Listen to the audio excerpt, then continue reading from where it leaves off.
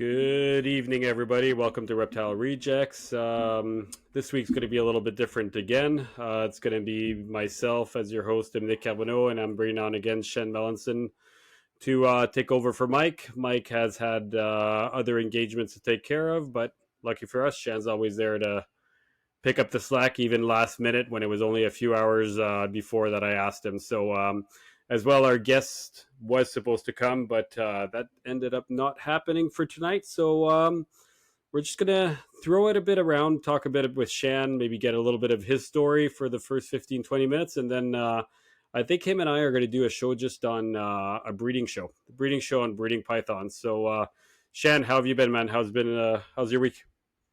Pretty good. Just back at work now, getting over this cold, but doing much better. Things over here are pretty good. Still having a hard time with the Brettles and the Inlands eating on their own, but I got a few of them going, so I'm optimistic. The Bandit Kings are doing really good. From all the podcasts that I've read, they're pretty hard to get going. But with what I have, been pretty good. Everything else, though, is eating pretty darn good. As you know, right now is the time where, you're getting out of the summer and ramping up for that breeding season, making sure your animals are in good shape for that and getting them up to a little bit, a little fluffier, I guess, if you want to call it that way, and ready to for the breeding cycle. Very nice, very nice. And your king snakes there, how many clutches, how many babies did you have this year? I think the first batch I had 9 good ones, and then in the last one I only had 4 that were good. I had a stillborn, and then I had to put one down because it was pretty kinked up, and I don't want to keep that, unfortunately. So, so second clutch, smaller babies. First clutch, much bigger babies. Got them on pinky mice, like pinheads. They're all on frozen thawed, so I didn't have to do any live or any techniques or anything like that, and they took off pretty well. And from what I hear from most people, as soon as they get a few meals in them and they get going, it's just wham bam, thank you, ma'am. Very nice, very nice. So I'm thinking a bit before we start the whole breeding python thing is not a lot of people know you. Actually, it's funny because we haven't done a show on myself or on Michael yet. We always told ourselves we're going to do it later on whenever we have a guest cancel last minute or something. But today I figured let's talk a bit about you. So why don't you give us about your origin story there? Where'd you come from? How did your... So it's kind of funny. I had given a kind of a clue to you and Michael about doing a 3-way kind of 2 of you guys interview one person and then we interview that next person and doing that anyway. But this is awesome. Thank you for that. So I was different. I wasn't that one kid that always liked snakes. It took me. So you got to understand when you're younger, they didn't have a lot of TV or anything like nature shows about snakes. You didn't have the internet or anything like that. You got to understand, I'm 51 now, right? So in those days, they didn't have that kind of stuff. So limited access to information. So, when you see a snake when you were a kid, you were always taught in the past, it was like, it's bad, it's bad. So it took me a little while to understand actual snakes, to where my cousin actually had snakes. And I went over for a visit to his place. And he had 2 snakes. So he had an Everglades rat snake, a fully grown Everglades rat snake. So it's almost like a yellow rat snake, but really big, 6 feet, really nice and thick, mean, mean. And then your docile ball python. But this ball python was wild caught. So it had all the It still did the ball thing, very not something that you see as much now, but the real big like ball python is known for the ball, right? The wild caught. So you saw that. So I kind of learned from him certain things, and I kept coming over and learning it, and he'd teach me certain things, and then I'd go to the library and stuff like that, and just then I was kind of in my early teens, so I was driving at the time, so I'd go over to his place and stuff. And then also at that time, I was still going to school, so co-op was a thing in my time. Like early time was just coming out, and those kind of times is, hey, do you want to go work somewhere, right? So the first time I went and worked for the forensic RCMP, but then my second semester, I decided to work at a pet store. So in Orleans or Saint Laurent area in Canada, Ottawa, there was this pet mart right beside Big Al's, and a pretty big pet store. And so I started doing basically co-op for them, and I wasn't in the snake department right off the bat. You're not doing the good stuff, you're always doing the bad stuff, co-op student. So was taking care of the birds, so learning a lot about the animals. But in my free time, when I had time, there was this really cool guy that I met there, and he knew all about snakes, right? Probably not the good influence, but when it came to snakes, he knew his stuff. So we became friends, and that's where it really took off, because when I went to his house, he just had all kinds of stuff like boa constrictors and Burmese pythons and this and that, and the information that flowed. And I would drive him home, right? And it was like a 40-minute drive home. So you have that conversation with them. And I learned a lot of working with hots with him.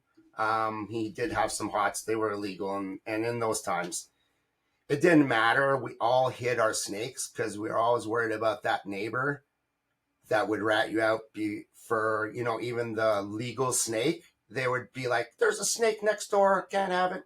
And then you have the bylaw at your door and you could lose your snake. So most people stayed quiet on those kind of things. So that was my first part of my teens. And so after the co-op, I did such a great job, I guess. They hired me as a regular employee, and I just kept learning and learning. And my passion kind of flourished from there. I got things given to me at the pet store. This guy that I worked with at the pet store gave me a lot of stuff when he couldn't take care of it, or he was going through some bad relationships. I'd have to take care of some of his animals. Some examples were two big size breeding Burmese python, like a 13-foot female and an 18-foot Burmese in my bathroom. And, as much as people would think, oh my gosh, that's scary. They were big snakes. They just stayed in the bathroom. I could easily take a shower, no problem. You just, keep an eye out. And then you go and do your thing. And then, in those days, I would say, yeah, acceptable. Nowadays, I would be like, yeah, probably not the right way of keeping them. But, they eventually got better homes. I saw them breeding. They weren't my snakes. I was just keeping them. But just I had the opportunity to be able to work with those kind of snakes. It was pretty awesome. Yeah, I did some breeding. So at 19, I had some boas. That was my first time of attempting breeding. So I had some boas and I sold those. I was so happy, right? Yeah. I had Burmese. I had albino Burmese python at one point. Like for those days, that was pretty unique animal. So, but you know, um, I was pretty young and not established in life. Didn't have my kids at the time. And then when that all happened, I met uh, my ex and everything, and I had kids. I started kind of giving away some of my animals, concentrated on that, but I still had the passion and everything.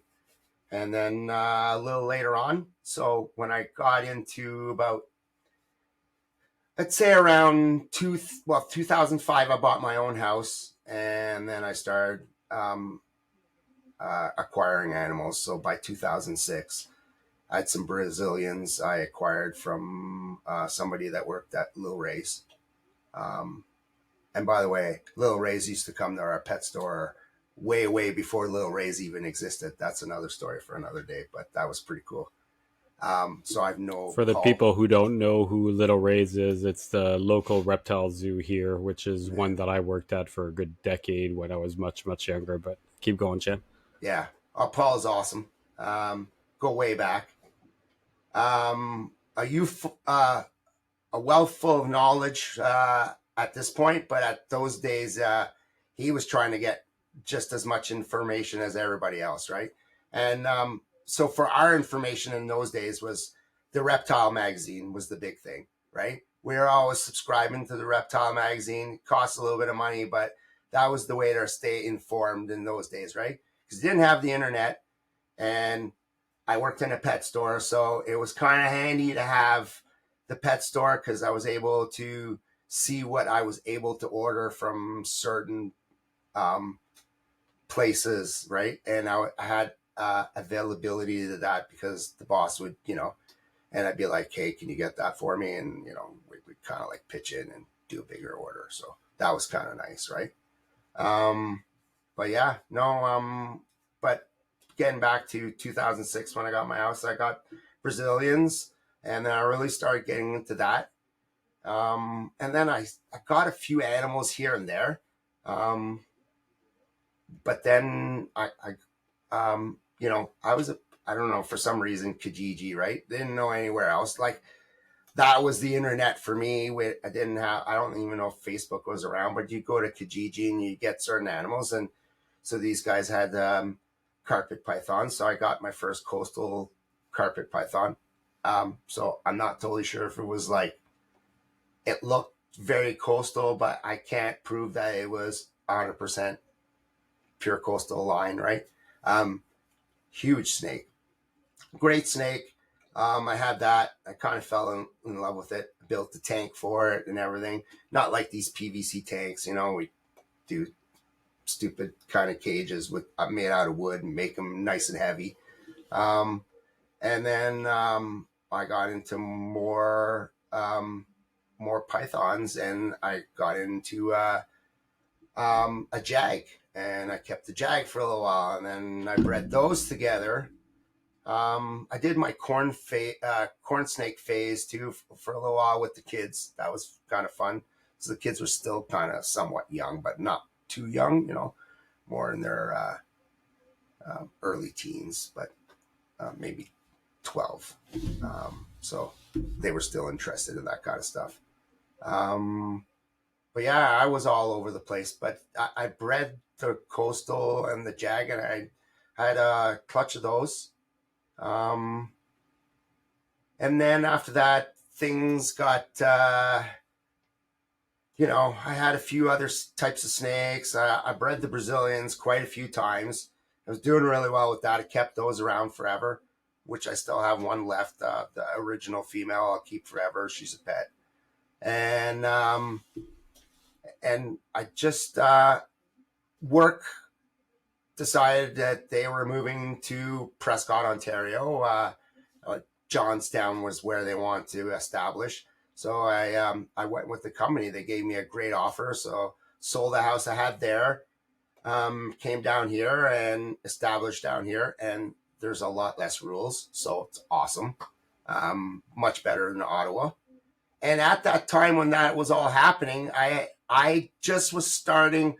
So yes, I did do the YouTube and I did learn about Brandon, but then I started learning a little bit about Facebook, and my wife, which is almost 10 years younger than I am, helps me out with all this kind of good stuff, and got me into this like kind of like Facebook group where, I could advertise my snakes and talk to people with the same kind of passion that I have. And, the rule was I would just want you to advertise anything reptile related. That was the only rule. And all of a sudden I got this message from this guy, Dominic, and just kept wanting to message me all the time and get to know me. And so, like I said, we all want to keep private because we don't want people kind of in your business and then being like, you get the jealous neighbor or the jealous whatever, and something happens. So I'm kind of a person that keeps to myself.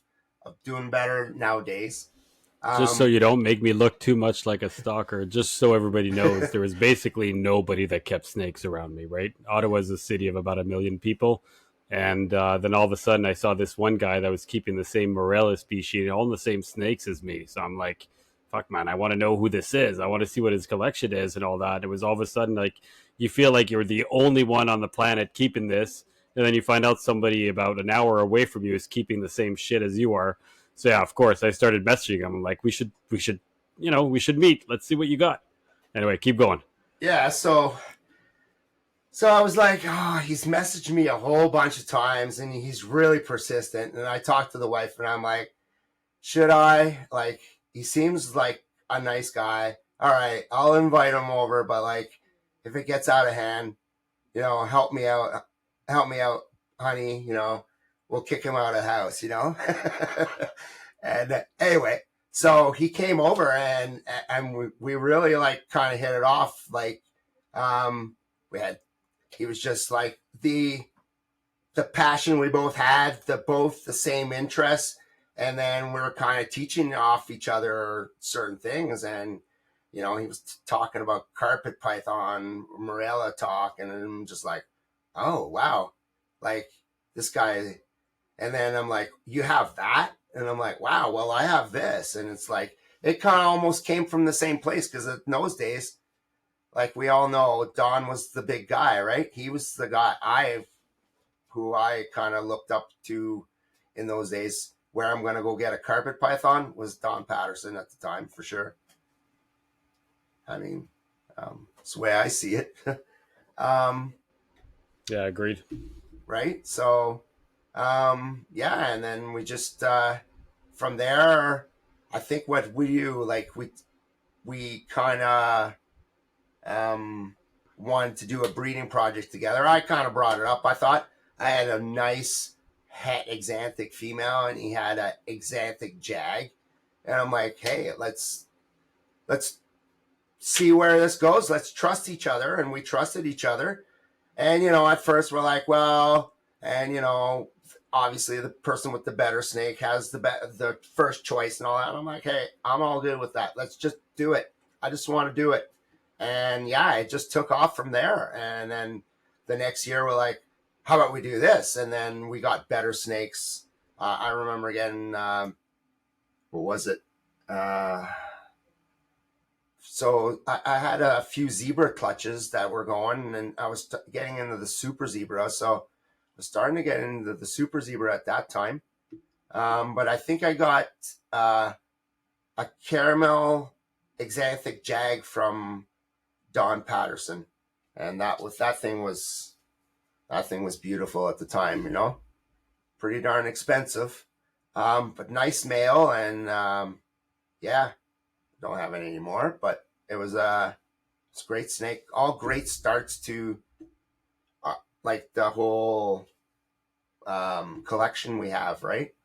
But then I saw that Dom had a lot of stuff that was like jungle, and then he did a pairing of the NBK male with Favol line, and we hit some great looking snakes. And so just so everybody knows how I get these great awesome snakes from Dom is because I also have rats. So that's another thing that we had to deal. So if we're gonna kind of pair up together, I said I'd help you out. So Dom and I kind of go together on the rats and everything. So I produce everything for both clutches or both collections. Sorry. And then have a little extra paid bills and stuff, and electrical bills and food bills. But overall, two collections, so that's quite a lot of work there. But then in hand, it, no money exchanges, just like, hey, here you go. I get pick of whatever litter or whatever clutch there is, and it's awesome. Um, and then you get these great snakes, and then that's where I got some of my uh, great jungle line. So the ocelot favil line all came from you, my 2020 stuff. Yeah, it's definitely been a good relationship for that kind of stuff. I mean, we've both benefited greatly. You're a friend. I think it's been over a decade now, and I think it's kind of cool. A lot of people out there have like their reptile buddy that they bounce everything off, and a lot of the things we keep are very similar. And for people, when we first initially started actually wanting to do this podcast, initially it was supposed to be me and Shan that was going to do it. The problem is, Shan and I are both pretty dumb when it comes to computers, and both of us couldn't Old, figure out how to. old. Sure, let's go with old and dumb. Um, so we both really didn't know how to do it. And when Mike came across and offered it to me, and he's like, "I'll take care of everything. You just need to be there and just chat." I was like, "Yeah, I can do that." Of course, I felt bad because I wanted to Excuse do it me. with Shan initially, but I told him the deal was that if ever we're missing, if somebody's missing, Shan takes over. So that's kind of where he came from. And my other thing too was that well, Shan and I both have similar interests, very similar collection, because anything I want, I get from him, and vice versa, right? And I thought it would always be better to have two completely different persons, right? For hosts, like an old guy with a young guy, a guy into Python, a guy into colubrids, and boas. And the fact that Michael and I were so different, I thought it was better. I feel like if it was me and Shan doing it all the time, we'd both be talking about the same thing, and our knowledge is very similar. So, um, I thought the other way around is great, but I love having Shan. So thanks a lot for your story. It's pretty different, pretty cool. Is Before we move on to the actual breeding there, why don't you tell people about what size collection do you have? What Morelia and other things do you have? Maybe a quick glimpse of your collection. That's one of the worst questions, eh? I know That's the you don't hard need to question. count. I don't need Yeah, actual numbers. I'm I mean, not I gonna know, count. but I'm not gonna count. Um, I don't think you so could. I definitely have a pair of scrubs. So that's a, our pair of scrubs. But they're here. They're aren't they patternless Morocco or Southerns, right? Would they? Patternless exanthic Marukis. Is that what they are? Yeah, I think so. Okay. Okay. I wasn't sure if they were exanthic or not. Anyway, um, I have a pair of Warmas. I've had those for almost a decade. I've had three clutches. Since this house, I've had one clutch here, but I'm trying to have that happen again. Um, I'm very Morelia heavy, um, but probably lots of jungle um, orientated. I got the gelatins, a lot of babies, but now I've got some yearlings with the original parents. I have the Ivory Project with the babies. So there's 5 in Canada right now. Um, and then I have Spotted that I'm going to try this year. And then basically our project that we're doing for the coastal tiger stuff. So that's all the yearlings, babies, and I have a few 2-year-old girls. A few of them I think are possibly going to go this year. A few of them are not even going to be close, but yeah, there's a few girls that are just, I don't know what it is. They're I think they're there. We'll see what happens. Um, that almost completes this room. Oh, I also have the gray bands. I got into that about 2 years ago. So So when I got into snakes back in 2006, I had opportunities to get gray bands, and they were pretty much just as expensive as they are now. They really hasn't changed in price. They've always been kind of like interesting to me in the hobby. I don't know. It's that dark gray with the bright orange and or lack of orange or high orange and just highlight. It's just fascinated me. There's not many colubrids that I kind of fascinated about. Um, so I have my yearling 9 miles doing fantastic, really great. Like I got these things; these were little worms, about that big. Um, the deal with the guy, I got them super cheap. He's like, "Here you go. They haven't eaten. Good luck." And I'm like, "No problems. Bring them on." Remember that day when we were at the expo? And I was Oh, like, I "Yeah, do. no But problem." when Right, you've got all the rodents, ASF mice and rats, and right, everything's live at your place, it's pretty easy to get something established. right. Exactly. I'm like, no problems. I've done this many times, right? And I've assist feeded stuff, and I've done tons of that kind of stuff. Um, I also have the pygmies, um, the pygmy project. The girls are doing really good. They're the two girls that we kept back. They're really excelled in the last 6 months. They've taken off, Dom. One of them's almost eating a full rat pinky. Pretty Yeah. impressive. Pretty So for impressive, people, so I'll right? just tell what Shan and I do a lot of these arrangements. So I have a 2.2 of pygmies, and basically I sent one of my adult males to Shan, and then I had a hard time trying to get my baby pygmies to eat, pretty much with a completely unsuccessful. So I kind of made a deal with Shan. I breed them, you take care of the babies. So each year I breed them, I send it to him, he establishes them. And the first year, the babies that survive ended up being two females, and he's now been growing this up. And last year, I don't think we did too well last year, didn't we? No, unfortunately, last year one clutch, and they Yeah. all unfortunately died within 6 months or something. It's been a big challenge. And this year I had two clutches. I sent, I don't know, 16 or something 16, too. Yeah, 16 babies too. 16, And and hang on. I have I think we lost a few, but overall you've got a lot that are now eating on their own and doing really well. So it's been one heck of a challenge, an uphill battle. Let's put it this way. And that's why I've always brought on people that can talk about pygmies, because it's one of those species that is so hard to get them established. Like 7 left. seven left. So Yeah. if I'm hoping for five to make it, and every year to keep getting better and better at it, right? Well, six of those are eating on their own and are on like fifth meals. Like they are this year, they are really bamming. I think we hit it. I think they're going to succeed. Like I'm knocking on wood. Um, but seriously, usually it takes me way longer, and they've been on food for quite a bit already.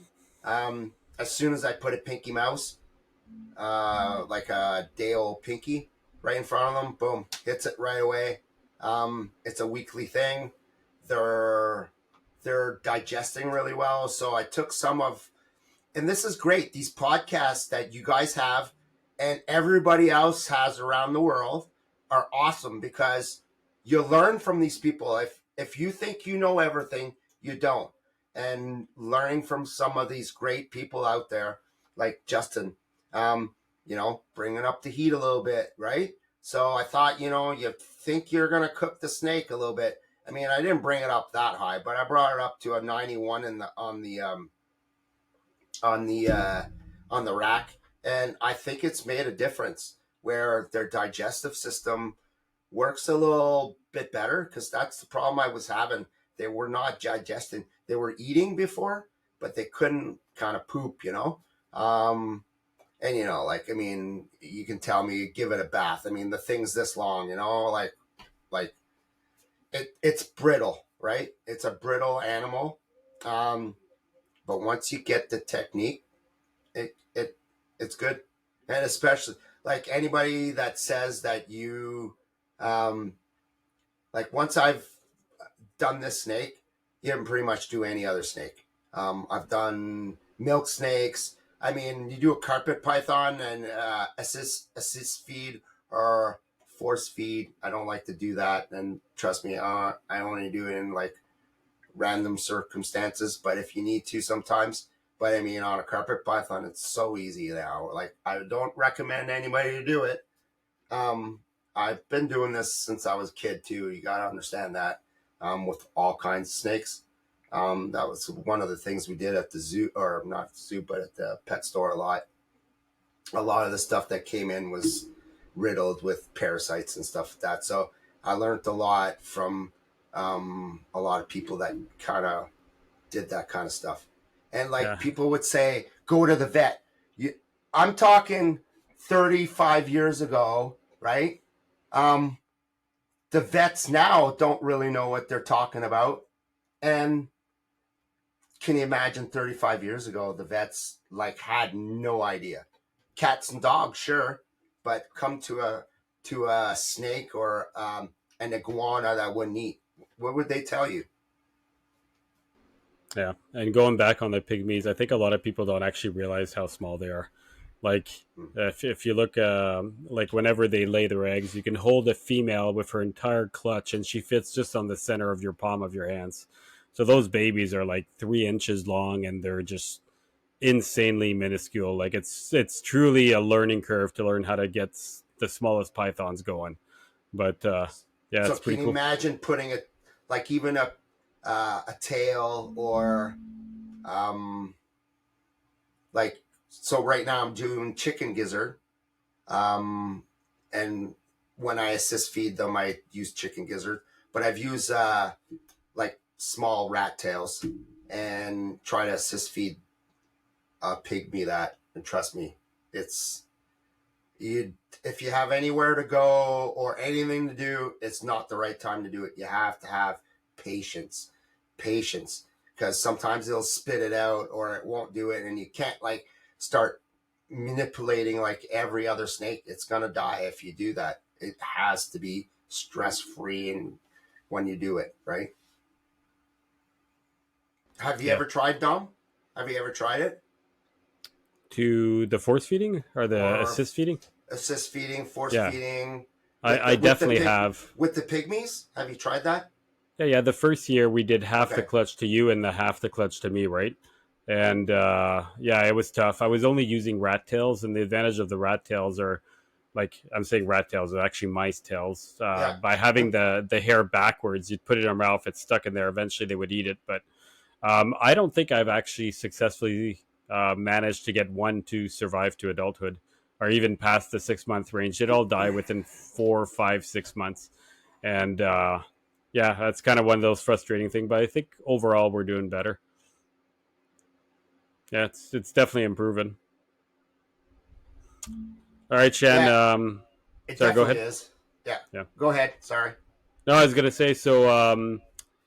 I kind of wanted to go down a bit the breeding pythons, and I'm gonna say breeding pythons in general because you and I have both bred a pretty good amount of pythons using a pretty specific recipe that is out there for sure. But we're all using the same recipe. I mean, I bred pygmies, spotted, Angolans, inlands,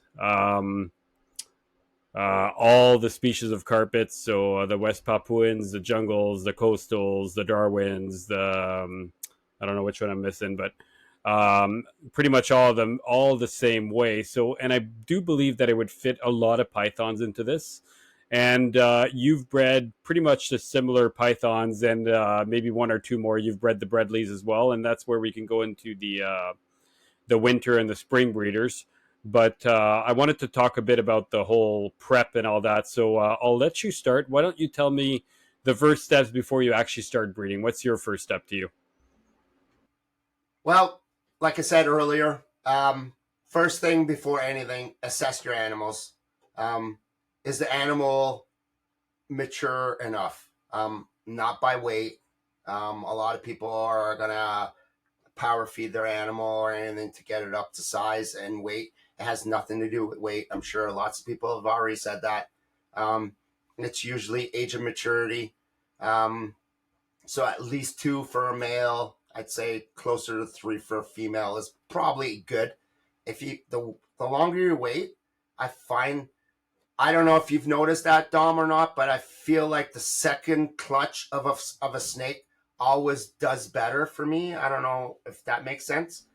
Yeah, kind of. I think it depends on the size, right? Like, Yeah. technically, you could get a female at the 2.5 marks, but it's really rare they're ready. Usually, the 3.5 is where you want it, and that would be for spring breeders. Winter breeders, you're more looking at the 4.5, sometimes even a little bit more.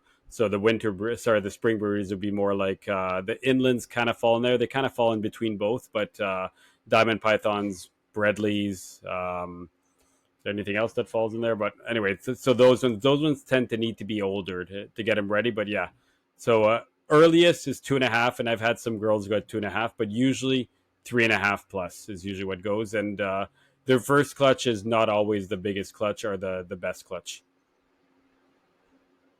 Exactly. So I usually, that's the first thing. I assess the females, see if it's a good idea. Maybe, wait an extra year, um, especially when it's not only one pairing you're doing. And like, I know that person that's just starting out breeding maybe is going to be like, I have to breed this snake. We don't have to breed the snakes all the time. It's kind of nice, but we don't always have to breed it. But that's the first thing we look at. And then bringing up your animal to size. So right now, like I said, I probably have maybe 4 feedings left till the end of the year for all animals, except probably a few yearlings that didn't do very well, and all babies. Everything else is going to go off food. So they got a month and a bit. So every 2 weeks at least, I'm going to be feeding. And then, yeah, I would just go to um, do that. And then come October 31st is where I would kind of have, yeah, sounds good.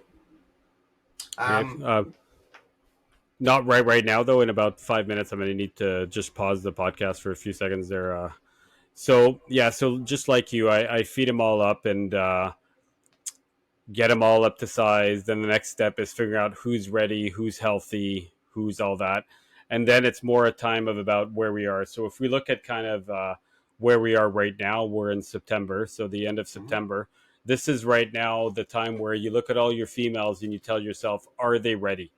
And if they're not, can 2 or 3 more feeds get them ready? Right. Yes. So I have a lot of these females here that I've kind of all put pairings together in my head, been like, this would go here, here, here. And I've got kind of all these ideas. And then I've got all these like in betweens where I'm like, she's 2.5, she won't be ready. She's 3.5, but she's small. I don't know if she'll be ready. Then I've got others one where I'm like, I bet you if I get 3 or 4 more meals in her, I can get her ready. So the big thing is usually a lot of people will talk about the holidays, right? So I feed till around Halloween, so October 31st. So keep feeding, and I'll give my last feeding on October 31st or around there, a day or so ago. And I'll try to feed everything until then. And then once I get there, that's usually when I'll stop feeding. And then you will keep the heat, make everything the exact same thing in your room, and just wait. And usually I'll wait a period of about 4 weeks. And during those 4 weeks, the animals will poop, will slowly empty themselves out, and then will eventually just be all empty. And that's when then the next steps will come. All right, I assume that nobody will notice that we've had a huge problem with our recording, but we had to pause it and we've put everything back together. I hope it's going to It, be perfectly going smooth right throughout. So I it think was we a just finished. Sorry, go ahead. it was a little distracting there at the end. I was trying to read the screen, what was going on, and I'm like, sorry, everyone. Yeah. So we just finished it with. So you fed all your animals. You stopped on October 31st. 1 whole month of no Yeah, feeding. Let the animals empty themselves out. By then, you're pretty much end of November. same temperatures through the whole time. What you would be keeping at. So hot spot usually 88, and the ambient heat 78, 79. Usually in my room. Yeah, and that's kind of like the all year round, right? So now Yeah. at this point, what do you start doing, Shan? So after I reached the like, I would say November 31st, so December 1st, I would say around that time, maybe a weekend or something from that, I will start cooling down. I'm gonna hit a day. I'm gonna pick a day that's good for me, right? So for me, I usually use Friday. I'll be every Friday. I'm gonna lower it by 2 degrees, right? So the ambient heat is gonna go down at nighttime 2 degrees. And I do the same thing in the tanks. And I do that. Um, and then, I also judge what's going on outside. So, last year was a little different. It didn't get cold very quick. So I took my time. Um, at certain times, people would say, well, 2 degrees, you wouldn't get to that temperature when you need to get to the 60. I guess I got to about a 62, maybe a 63 in this room. I don't know, around that in this room at one point. I don't know if it was all the way through the room, but it was definitely pretty cold. Um, I had a So, fan running. Yeah, go ahead. so I was gonna say, just to clarify something, by lowering for 2 degrees, we're talking about only nighttime temps, right? So Yes, you're lowering two things. You're lowering both your um, hotspots and you're lowering both your ambient temperature. So, yes, but everything should be on timers, and your daytimes should be the same throughout the entire year. So if you're picking if your ambient is 77, 78, or 79, whatever it is, during the daytime, the entire year it's identical. And then if your hotspot is, let's say, 88 during the daytime, it is 88 the entire time throughout the entire year. You're yes. lowering by 2 degrees. Your hotspots are your ambient by 2 degrees slowly once a week. So if you start at 79, next week you're 77 at night, next week you're 75 at night, and so on and so on. You're saying you're going down to about 62. Is that it? That's how low I saw at one point. I mean, so that was on the ground. So, I mean, it probably was a little warmer than that. So maybe like a 65. Yeah. But it got cold enough, right? Yeah. And, Um, and this another thing is to this is note, my regular room. This you're is my talking about regular. you're Sorry. talking about like certain temperatures and all that, and the top and the bottom. And something to keep in mind is your room, the floor temperature is not the same as the ceiling temperature. Everybody's room will have probably at 2 to 3 degrees. So usually you keep your lower temperature species to the ground, That's right. your higher temperatures. So for example, your Darwins would be closer to the top, your inlands, any of those colder species would be much, much lower, and then in between. Sorry, keep going, my friend. Absolutely. No. But I mean, so you got to know this is my regular room. I also have a cold room, so we'll Yeah, so talk you're about talking about that. the winter breeders now, right? Uh, no. So yes, the winter breeders is what we're talking about right now. We're not even talking about spring breeders. But you're going to do somewhat the same thing, right? I start the same way with my spring breeders.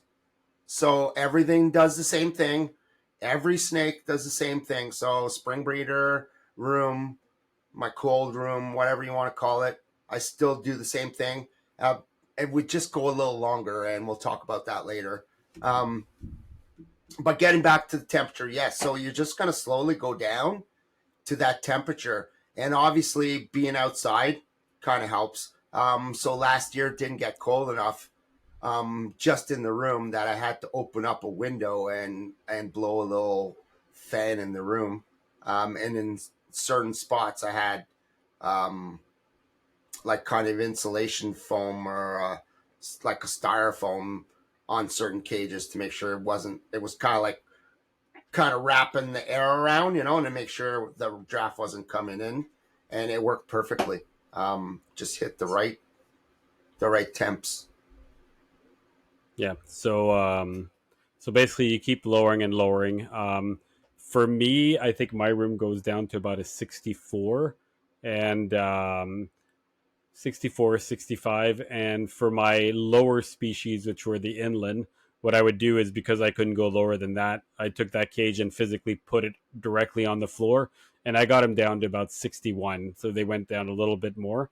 And yeah, so now the question is, at which point do you start pairing?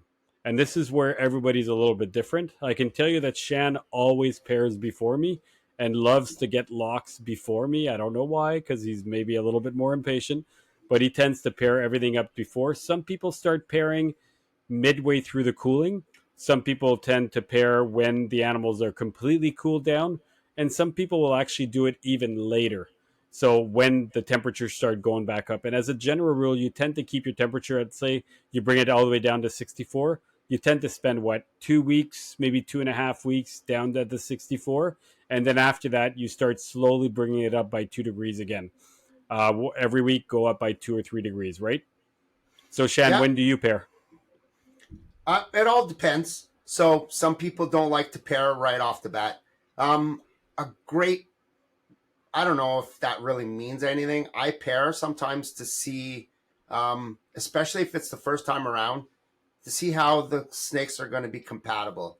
If they're going to, I've seen some pretty rough rides, and I actually wondered a few times. I asked him, is this really a girl? And he's like, I guarantee it's a girl, right? And I'm like, it they just didn't seem like they were compatible together at all. Like he was riding her like she was much bigger, and I was like, I almost thought they were two males, right? But they weren't. And eventually they settled down, and it all happened. But I mean, compatibility is what I look for, and that's why I pair up. So if you see the male, I have certain males that are just instantly, as soon as he sees a female, he's or any other snake, they'll go and check it out, right? So you have to watch. That's one thing. Um, Make sure you have male and female, and not male male. Those are issues that can happen. Like if you're for sure got a male and a female, no problems. But even then, watch. You know, make sure that they're compatible. And some males are just like hungry, like instantly. As soon as you 10 minutes, he's on the female. And then you have other males. It'll take a little while, right? I've had males a few times. I'm like, are you sure this is a male? Or, like you ask yourself if he was playing for the other side. But yeah.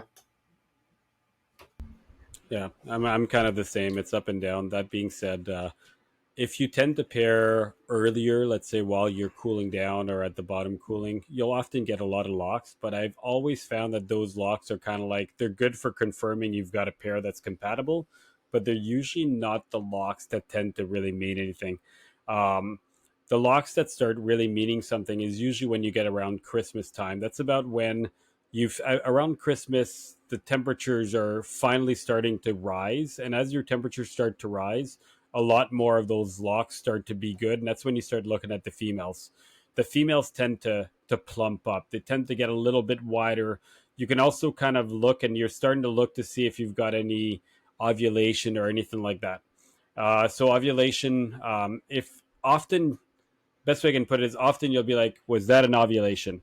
When you have to question it, it's not an ovulation. It's more follicle growth. So often they'll get these small swelling segments, and usually the back third of their body will swell up a little bit. They're not going to get gigantic. They're just going to slowly swell up. But when they ovulate, trust me, it's obvious. You're not going to doubt it. Like, you're talking about swallowing a football. Like, the animals get almost twice as big as they should. As a general rule, after the ovulation, at that point, if they keep breeding, they're just having fun. Okay, usually when you actually get the ovulation is a sign that the follicles have now been released down the canal, the man, I'm blanking out here, that have been released down the oviducts. There you go. And at that point, really, you hope the male did its job. But that being said, if you are not certain whether those eggs were fertilized, whether you know it was an ovulation thing, leave the male in there. Let him keep having fun. I've had males breed until the day of that she lays her eggs. So yeah, you want to share a couple more things, Shan, or you're kind of Absolutely. I agree. So, the I, I'm just saying, yeah, I pair early. You're totally correct with, they probably don't mean a whole lot. but I still like to do it. Um, Sometimes it's just easier to keep the snakes together so you don't miss something. Sometimes when you're really busy, I mean, that's just a way to keep them together. It's not really gonna hurt. They're either gonna do it or they're not gonna do it, right? I mean, at the end of the day, um, I still check on them at least once or twice a week. Take them out or check on the female, make sure she's all good. But then, yeah, you slowly raise the temperature up, keep them together. They'll breed, and then eventually, when you almost get up to the temperature to where you're back up to spring, like in the winter breeders, um, I find the male. You'll see that where when it's over, like the male will tend to go to one area, the enclosure, and then the female will go to the other side of the enclosure, and they kind of hang out like they're like not good friends anymore. um, Usually that's when I separate after that. Um, some people separate back and forth. I've done it. Some snakes I do separate back and forth.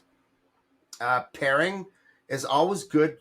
I find some people say before a storm or like 24 hours before a storm. So barometric pressure. Um, so yes, I find when it's snowing is very good. Like hard, and you just keep them together for try to keep them together 24 hours before the storm, and at least till after the storm. You'll tell, like, he won't be interested, and he'll do the same thing. He'll kind of like, all right, kind of done, you know. Um, yeah, so I find that's pretty important. Knowing your weather, looking at the weather channel, is pretty important. So if you have a year that's poor on that, some people like kind of use light and food and cooling cycle, but I find that kind of gets the male going. It, Something to Yeah. entice the male, right? Sometimes it sheds. I've heard of that and I've seen it online. People, so in the past, you just throw a male shed in a male's tank to see if he kind of get going and everything. But I've seen now a Ziploc bag and you take a male um, shed and you kind of wet it with a spray bottle and you kind of get it going and everything. And then you kind of take the excess water out of it, but then put it in the tank, and then you see the pheromones come out a lot more than if it was a dry shed. I don't know if Yeah. that's, I don't And know you if got to it would keep in work. mind though, so that works well for species that combat. And depending on what species you're breeding, that could be different. Like if you take inlands and diamonds are renowned for not combating. Yeah. So really throwing a shed, putting two males together and being like they never locked up, chances are they'll never fight. You'll never have an issue. They probably could live together and you'd most likely be fine. Right. But if you put two coastals, you're going to see two males going at it. And so, in other words, the shed is a great idea for combating species. For species Yes. that Yeah. tend not to combat, not as useful, right? So just make sure you know which species you have. And again, this method has worked great for us for multiple different species of Antaresia, of Morelia, and a couple of other weird ones. So that is definitely one thing. You also hit up a couple of other things. So the weather network, 100% love. Keep an eye on weather. It's a big thing. Light cycles is another big thing we do. In my case, all my cages are on they're astronomical Astronomical. timers. There you Mm. go. So I basically, it have the just same means thing that as you do. It's yeah. it's So awesome. the It's people. It is seriously. I mean, it follows like the Earth's pattern in your geographical area. It's perfect. it's So when genius. this So right, it is, and it's kind of like so hands free. Like I mean, who wouldn't want that? Make it nice and easy. If you have a big collection, it's the perfect thing to do. Actually, thank you very much. yeah. It So all you works. do is they're just little timers that aren't connected to the internet. Nothing special. They're $20, and it just follows the sunset and the sunrise of the outside, depending on which time zone you're in. So we're in Eastern time zone. We just put Eastern time zone, and it matches, and it lengthens the days, shortens the days automatically. It's amazing. So, and then there's the feeding. So feeding is another one of those things that some people use, and obviously we use it initially. But what I'm talking about is now. So now, let's say we're in end of December, start of January. This is where now they've got their heat back. Everything is back to normal. Some people, what they'll do is they'll start feeding. Okay, they'll start feeding the females. It's something that I've tried sometimes. I've mainly tried it with girls that I feel aren't going. I don't know if it's necessary. I don't know if it truly makes a difference, but a lot of people speak of it like if it's a very big thing and it's very successful. And so what they do is they separate, then they tend to give the female some food. The only problem to keep in mind is that female hasn't eaten in about 4 months, right? So if you're going to feed it for the first time, you can't feed it a big meal. It's got to be like if it eats adults rats, you're feeding it a hopper, right? Because you're restarting an organ that has shrank down to 10 to 15% of its size. But some people find that feeding once, two, or three times initially after is enough for the female to be like, oh, there's food. Food is plentiful. It's time to breed, and she's ready to go. So some people have had success. I personally don't. I tend to not really use that method. I've never had a lot of success. How about you, Shan? Do you ever do the feeding on females that won't go for you? Um, so very nervous about that. So I personally would, I don't know, maybe just bad theory or something, but I worry about like giving it a meal, not too big. Obviously, you don't want to do too big, but even a meal will get that female on that instead of actually creating like going in and causing an ovulation. That's what I worry about. Like she'll skip the season because she has food. Because I don't know, she has food instead of breeding. I don't know. Maybe you're just not going to hit it properly. I worry about that. So I have used it in the past, but I don't use it very often. I use it for the spring breeders. So the spring breeders, I definitely do. And for some reason, Bredley's, for some reason, it works really good. Give them a big meal, and boom. I don't know what it does. Even the male, you give him a meal, a nice big meal, and all of a sudden he was all over the female. It's like it turned on a light switch. I don't Yeah. know. So So it just depends, right? yeah. So going back to the spring breeders. So again, we're talking about winter breeders now. The only true difference between a winter and a spring breeder is how low you get it. So let's say it takes you 6 weeks to bring down the temperatures to 64. The difference between a winter breeder is you're all identical until there. Then the winter breeder goes to 62, to 60, to Uh, 58, to in 56. And February, I was still down, way down. I was yeah, still in the 50s, yeah, and you want to hit. I got down really low Yeah, like I was gonna say you want to hit a couple of really low days. So if you picture that it takes you an extra 6 weeks to go all the way down to like the low 50s. Some people even bring them down to the high 40s, and we'll try to get them to have one or two really cold days, and then after that you start raising back. So basically, the reason they're called spring breeders is by the time you make the loop all the way down to the mid to low 50s or even high 40s and go all the way back up, you're about 8 to 10 weeks past the breeding season of the winter breeders. But at that point, when you're there with the Bredleys and the Diamonds, you're at the same place as where you are with the winter breeders. You're just 9, 10 weeks after, right? But it's still kind of the same thing, right? You bring them back up, and then the introductions. Everybody does it a little bit differently. Some people do it early, some people do it later. But a lot of the times, you'll be getting eggs from the winter breeders, and you'll be like, I haven't even paired up my spring breeders. exactly. So by the time my winter room was up to like pretty much regular temperatures like what we are at now, um, my winter breeders were still like way down low and weren't even.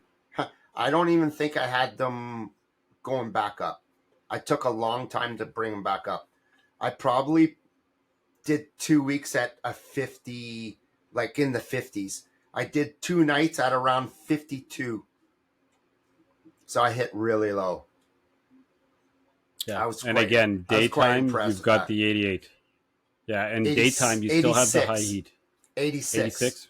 Yeah. 86 in the Brettles. I went. They always tell you to go a little lower with them, and they can handle. But their hotspot, radiant heat panel on the one side. Um, so one thing I changed from the years before was the upper hides. I used to put the upper hides, and I got rid of the upper hides last year because the females would go in the upper hide. I don't know. Maybe it's just like I said, um, my own theory on things. But then they would cuddle in there, but nothing would happen, and they weren't going. Maybe they weren't ready the year before. I didn't go cold enough, so I got rid of the upper hide at the last bit when I know the female is, and the ovulation. You can see they just, it's so huge on them, Yeah. and you can tell. Then I offer a box, a lay-in box for them. So she does have a lay-in box, and they do use it. So before we get to the lay box, I just want Yeah, to go back on something you said there. You're talking yeah, about yeah, top height. So if you look on top of me right there, you'll see two cages that have pieces of wood and everything in there. Okay, this is how my cages look during the year. For me, when it comes to breeding season, it's kind of like shameful. I don't want anybody to look in my cages because it is plain Jane, bare bones, nothing in there. And when I mean like you've got a very simple hide box that is gigantic, you've got a water bowl, and you have maybe one other thing or almost nothing.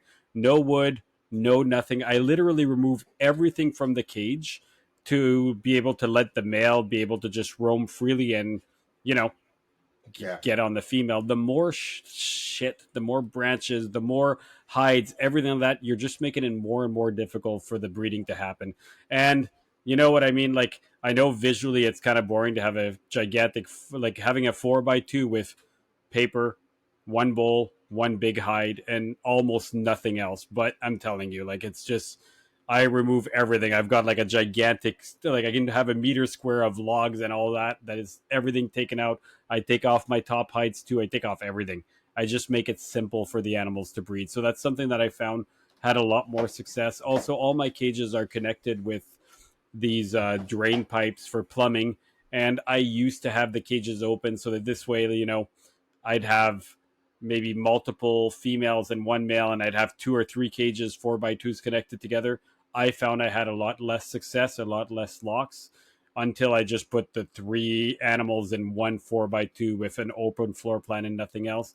A lot easier for the male to do his job than having all these different cages connected together. It's kind of one of those things where we've tried, loved the idea. I was like, oh my God, I can give him a 12 by 2 floor space. But when you did that, the male wouldn't find the females. It just reduced my success rate is the best way to say. So something else, and in our case, many species you can do one male to multiple females, and if you have a good male, he'll have no issue doing them all. And if you keep them together, the male will go to the female that is at the right time of breeding. Like he'll smell her, he'll know who to breed, and it's one of those advantages by having two females with a male. You'll notice that sometimes he's only breeding one female. He'll completely ignore the other one, and then all of a sudden he'll switch.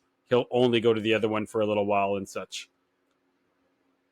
Shannon, anything to add on that? So I've done it a few times. I've done it two ways.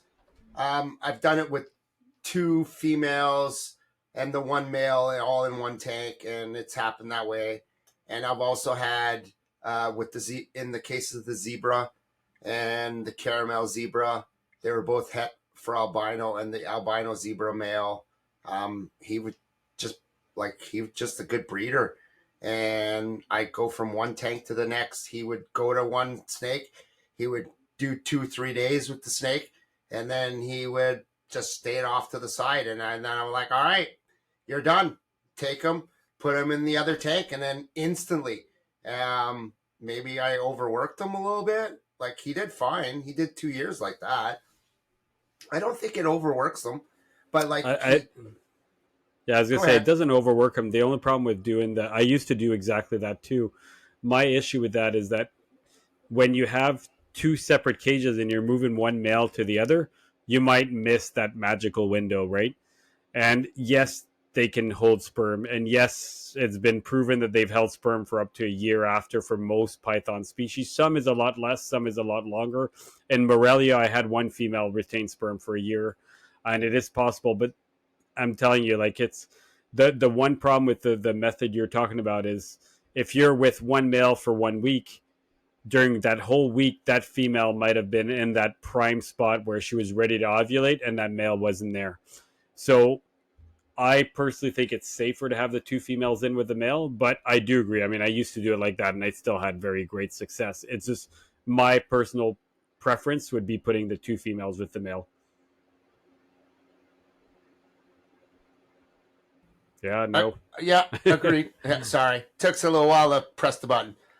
No, I agreed. I've just had some times where the male with two females and no action, but as soon as he separated them, he took to one female. It just depends on the male.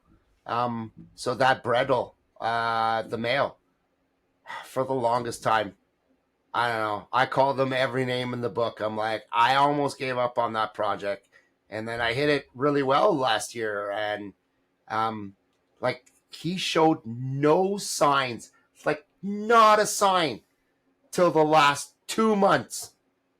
The last 2 months, it's like light switch. It's like he's a male. He's actually doing it. I caught him. Like for like 4 years. Yeah, you were Like happy. I thought he was like, playing for the other side. I'm like, no. And it was awesome. It was awesome to see him. I'm like, all right, I want to take a picture, but I don't want to disturb him. Yeah, but it's just I don't know. I really think I didn't have him cold enough. That's probably what it is. And the giving him the a right amount of food, like you said, that gives them the trigger sometimes. A lot of food is plentiful. Let's breed. A lot of food is plentiful. Let's, uh, create follicles and, have an ovulation and then have eggs, right? That's what it's all about. Yeah, for sure. So something else we can go into is, geez, having a brain fart here.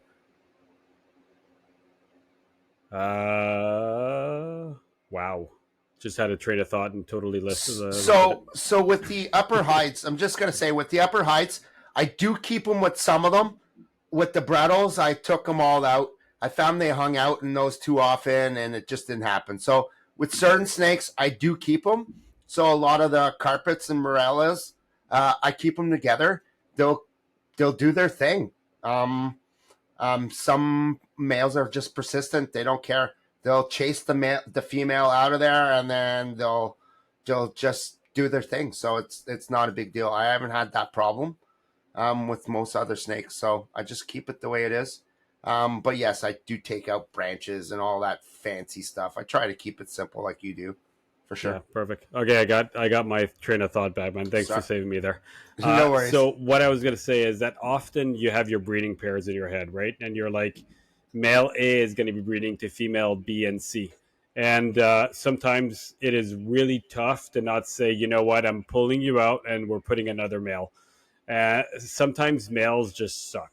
Like my coastals are one of the big projects that I have really nice animals. I have a male that's been my main breeder male forever. He's actually in Nick and Mutton's and Justin Julander's book in the Morph project, in the Morph section. He's the super caramel xanthic male. So gorgeous male. He's fathered so many babies. He's been amazing. I mean, Shan and I both probably have a good 7 or 8 of his babies that we've held back over the years, and they're gorgeous. Last year, I decided I was benching him, and benching a male that strong is a hard thing. But I had a super hypo tiger, and I wanted that male to breed my two main females, and I was like, I really want something different, and that male just wouldn't do a thing, wouldn't go near the girls, was afraid. And sometimes, you know what the problem is, you don't actually know if he bred or not. You don't actually know if he's one of those sneaky males that gets it done. Okay, and that's one of those big things. In my opinion, when you pick a male, you're stuck with him for the season. That is your male for that pairing, because there's nothing that tells you if that male will actually get the job done, even if you never saw him breed. And I mean, a couple of years with the pygmies, I never saw them lock up, but I got eggs, right? Yeah. So some species you don't see, and some snakes are very sneaky and get it done even when you don't see it. And some will breed for 15 minutes and be done, and others will lock up for 48 hours, sometimes even more, and they're permanently locked up, and you're like, holy geez, like, and they never let themselves go, right? So it's one of those things, but it can be tough. Like last year, I um I had the worst season I've ever had with coastal. I think last year was the first time that I did not breed coastal carpet pythons in years. Only because I didn't use that male. I picked the other male. He was a 2.5 year old male, and just wouldn't do anything. Since then, that male now is almost twice the size. He's huge. He's got the big fat head. I'm pretty sure this year he'll do the job. But again, I'm going to end up putting him with that female. And if he doesn't breed, I'm again screwed. That project will not produce again. But it is one of those things where, as a general rule, you really don't want to use two different males unless they're identical. You know, if you had two brothers and they both have the same genetics and you're using it, if it doesn't matter in that case, or if you're 100% sure, you're going to know what the genetics are or what it is. You know, if you breed, I don't know, one that is a certain morph, that'll give a different morph depending on which male it is, so you know you can identify it. But that is another big consideration to take. Yeah. So, at what point do you put the nest box? Let's go into what do you use for nest box, and when do you put it in the cage? Um, I can off so Morella. I'll probably offer it. Well, we always have kind of my upper hide's got some cypress mulch in it, so they could use that as the upper hide as some part of their nesting. I also offer a little box, usually a tote with a hole in it, with the top on it. I put it off to the side in a nice little corner. Um, and then, yeah, they just, with some cypress mulch, obviously, a little dampen, um, not too wet, not and then you'll see the snake. They'll go settle in there, go in, check it in there. And when it comes time to use it, um, sometimes I use those year round with certain snakes, and the nesting, like those nesting box, so the upper hides I use all the time, but the nesting boxes I only use during the season. And usually, I don't know, as soon as the season kind of comes, I kind of offer it. Probably right after the male, definitely after the male is out of there. Um, like if they're breeding and stuff, I don't want them going, like there's no need to have a breeding box at that point because you're not going to get any eggs anytime soon, right? Um, but like once the male's out of there, you kind of get the female. She'll start looking for a spot. They get kind of restless right at the end when they're going to drop eggs. So you want to offer something. So definitely at the end, you have to be ready. You don't want them to drop on the paper. You don't want them to drop on the hot spot. And they'll drop wherever they have to if they don't feel comfortable. So you have to offer a good spot. Some people make, like I think you make them with PVC and make a hole in them so it's like dark. So I have a clear little toad off to the side.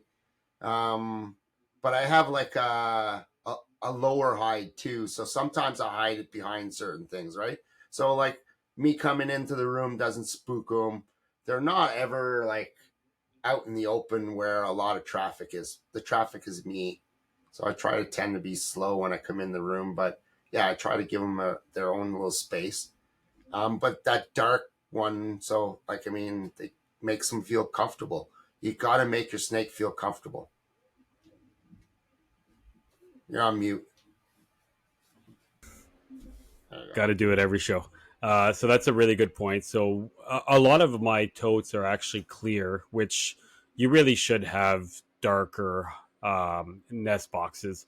But it's different. Like for the people that have only a few snakes and keep their snakes in their living room where people walk or where your dog or your cat passes by, you really want to have that privacy.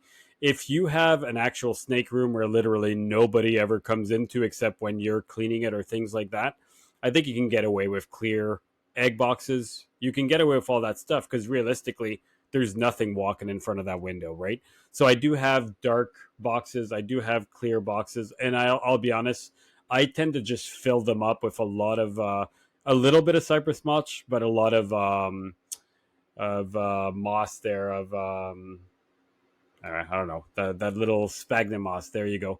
So I tend to put so much that when they go in there, they tend to make a circle in the middle and push all the sphagnum moss everywhere on the sides. So in the end, I don't even see anywhere through those boxes because there's so much that they tend to squish it and push to the side that it becomes an opaque egg boxes. They will often move those egg boxes where they want them. So often, if you have more of an open floor plan, you'll notice that it always gets moved closer to the heat or further from the heat. All normal things. I tend to start putting it in the cage when I think that there might have been follicle growth or even an ovulation. Usually, when I know they're 20 days away, that'll be in there. And like Shan's saying, they will definitely start pacing. They will start moving across the cage. They'll be acting up, and usually you can kind of count those days. So if you can identify when they actually ovulate, then from that ovulation, you're waiting for the shed. Usually after the shed, they tend to go approximately 21 to 28 days as the normal. Some go shorter, some go longer. As a general rule, if you get a snake that sheds and has eggs before the 20 sorry, before 20 days, it's most often slugs. So it just, if you get a snake that lays 7 days after they're shed, I can pretty much guarantee those are all going to be slugs. But 21 to 28 days is kind of the normal. That being said, some females don't read the books and kind of do whatever they want. I have a few females that will go 40, 42 days, and they've made me stress out like crazy. And then the next year, they still go 42 days. The next time they breed, they still go 42 days. So there is what the average is, and some females kind of just do their own thing, but then they do their own thing the same way every year. So if you keep records, like just your if you have like your NPR calendar, like we do, I just write the date. Okay, this female laid on this day. This female had her prelay shed on this day, and it took her 26 days. Next year, it'll be they tend to lay almost to the day on the same day or off by a day or two, and they go the same amount of days each year. So, and yes, you do hope that they go in their lay box. They don't always. I have some females that'll lay it in the stupidest place. I recommend smaller water bowls. Some people, if they know they're going to go that day, they just literally take them all out, or just give them a small water bowl. Like if it's a small enough water bowl that maybe an egg or two will fit. Worst case, you lose one or two. But it can happen, man. Some girls just move around if they're pacing and they're unhappy with their cage, and they'll just lay as they move around.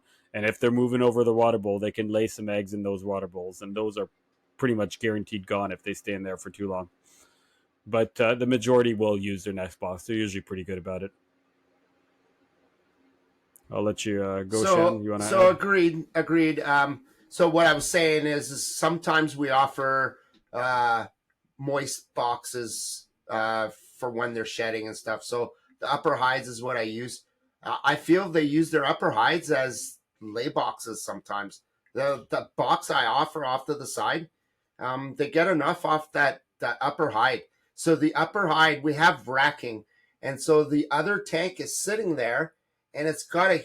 So we heat with some of my tanks. I heat with flex watt tape or heating tape, right? And on a thermostat. And I feel like the upper hide is sitting there and they're getting that heat off that. And it makes a whole lot of a difference. They don't have to go anywhere. She just will sit there and get her heat. And then when she needs time to lay, she'll lay there and then she'll do the honeycomb till she's like till I take her off the eggs, and she'll go up there, and I feel like that's good. Yeah, and most females are really good about taking care of their eggs. The exceptions to that is Jags. A lot of the ones with the morph Jags tend to be terrible mothers, and they lay eggs, and their eggs are usually good. They're not good at coiling. I'd say 80% of all my females are nicely wrapped around all the egg clutch and probably could have maternally incubate. I'm not going to talk too much about maternal incubation because I don't think Shan's done it. I don't think I've done it. As to why not, I'll be honest, I'm a control freak. I like controlling everything, and I love the idea of taking the mom off and being able to start getting her back on track instead of making her incubate the eggs for another 55 to 60 days, right? You got to keep in mind that if you're doing maternal incubation, that female that just lost 35 to 50% of her body weight laying those eggs now is going to go another almost 2 months sitting on eggs, shivering, keeping them warm, taking care of them, not feeding, and she's just going to be that much worse once she's done. So for me personally, um, when you know what you when you've had good success with artificial incubation, it's hard to do it. I've always told myself one day if I have a female that does it perfectly and that I know she can do it and that I don't care about the clutch, I'm gonna let her take care of it. Unfortunately, I always care about my clutches, so I've I've always taken them away. But maybe one day I'll do it. You've never done MI, right, Chan? No, I've never done MI. I feel the same way about it. Um, that's hard on a female. I mean, we're stopping feeding them October 31st, right? So they empty out for a month. So give them, let's say, November November 30th. Yeah, December 1st. Yep. They have no more food. They've pooped everything out. That's all they got. And now, they have eggs, starting March, April. So they're going a long time without food. And like I said, sometimes we don't offer our females any food after they come up from temperature. I just let them go, and I let the male take care of things. And as soon as I see that the females um, ovulated and all that, I just prepare. I don't offer any food. Um, and I just get her ready to lay. And then, so just think of that. That's a long time. And now you're expecting them to go another, what is it? For maternal, I don't know if it's any different than, it's got to be different than like incubate, like our incubation, right? Like us, it's what, It's the 60 same. It just days? depends. Is it? Oh, Yeah. Okay. I'd say 55. Sometimes it can be as low as 51. Can be as high as 60 plus. It really depends on temps, right? If you're incubating at 84, 85, it'll take 65 plus days. If you're incubating at 87, 87 and a half, 88, you're looking at 51 to 52 days. I incubate at 87. Um, Everybody incubates at different days. At 87, I'm getting 54 days about. Usually you get the first pips at like 53, day 54, sometimes day 52. And maternal incubation, I mean, it all depends on what the heat is in there, right? Because if you're providing them certain heat and they're really incubating in the 80s or the low 80s, they'll get it there, but it might take them 65 days to get there, right? I mean, the most famous story that I hear all the time is Owen McIntyre from NPR talking about how he artificially incubated his eggs and forgot to plug his incubator. And I think he talks about how it took like 80 plus days to hatch out like carpet pythons that should have taken 50 plus, right? Well, it was 70 something in his room and they still hatched. It just took forever, right? I hear often of people talking about they get bigger offsprings when they incubate lower temperature. The validity of that statement, I question it. Um, I find that certain clutches have just smaller babies, certain clutches have bigger babies, but I tend to incubate at all the same temperature. I think some people have tried to do some experiments, but I don't. I would say that that's still unfounded. I don't think one gets better. Just like you'll hear often, people also talk about maternal incubation yields bigger babies. Again, not quite sure about that. So let's go if your eggs are laid. take out the females, you put the eggs in your egg box. Excuse me. So Shan, why don't you tell me about how do you incubate your eggs? Do you just put a gigantic pile in there and toss them in the incubator? What are you doing? So in the past, I've done all kinds of things. I've done the vermiculite like everybody does. Very messy. Gets on the eggs. I don't even know if that's really good stuff to touch, but anyway, we use it. I've used Purelite. I don't know if I'm saying it right, but Purelite. I've used I think other it's methods. perlite, but I like it. Perlite, okay.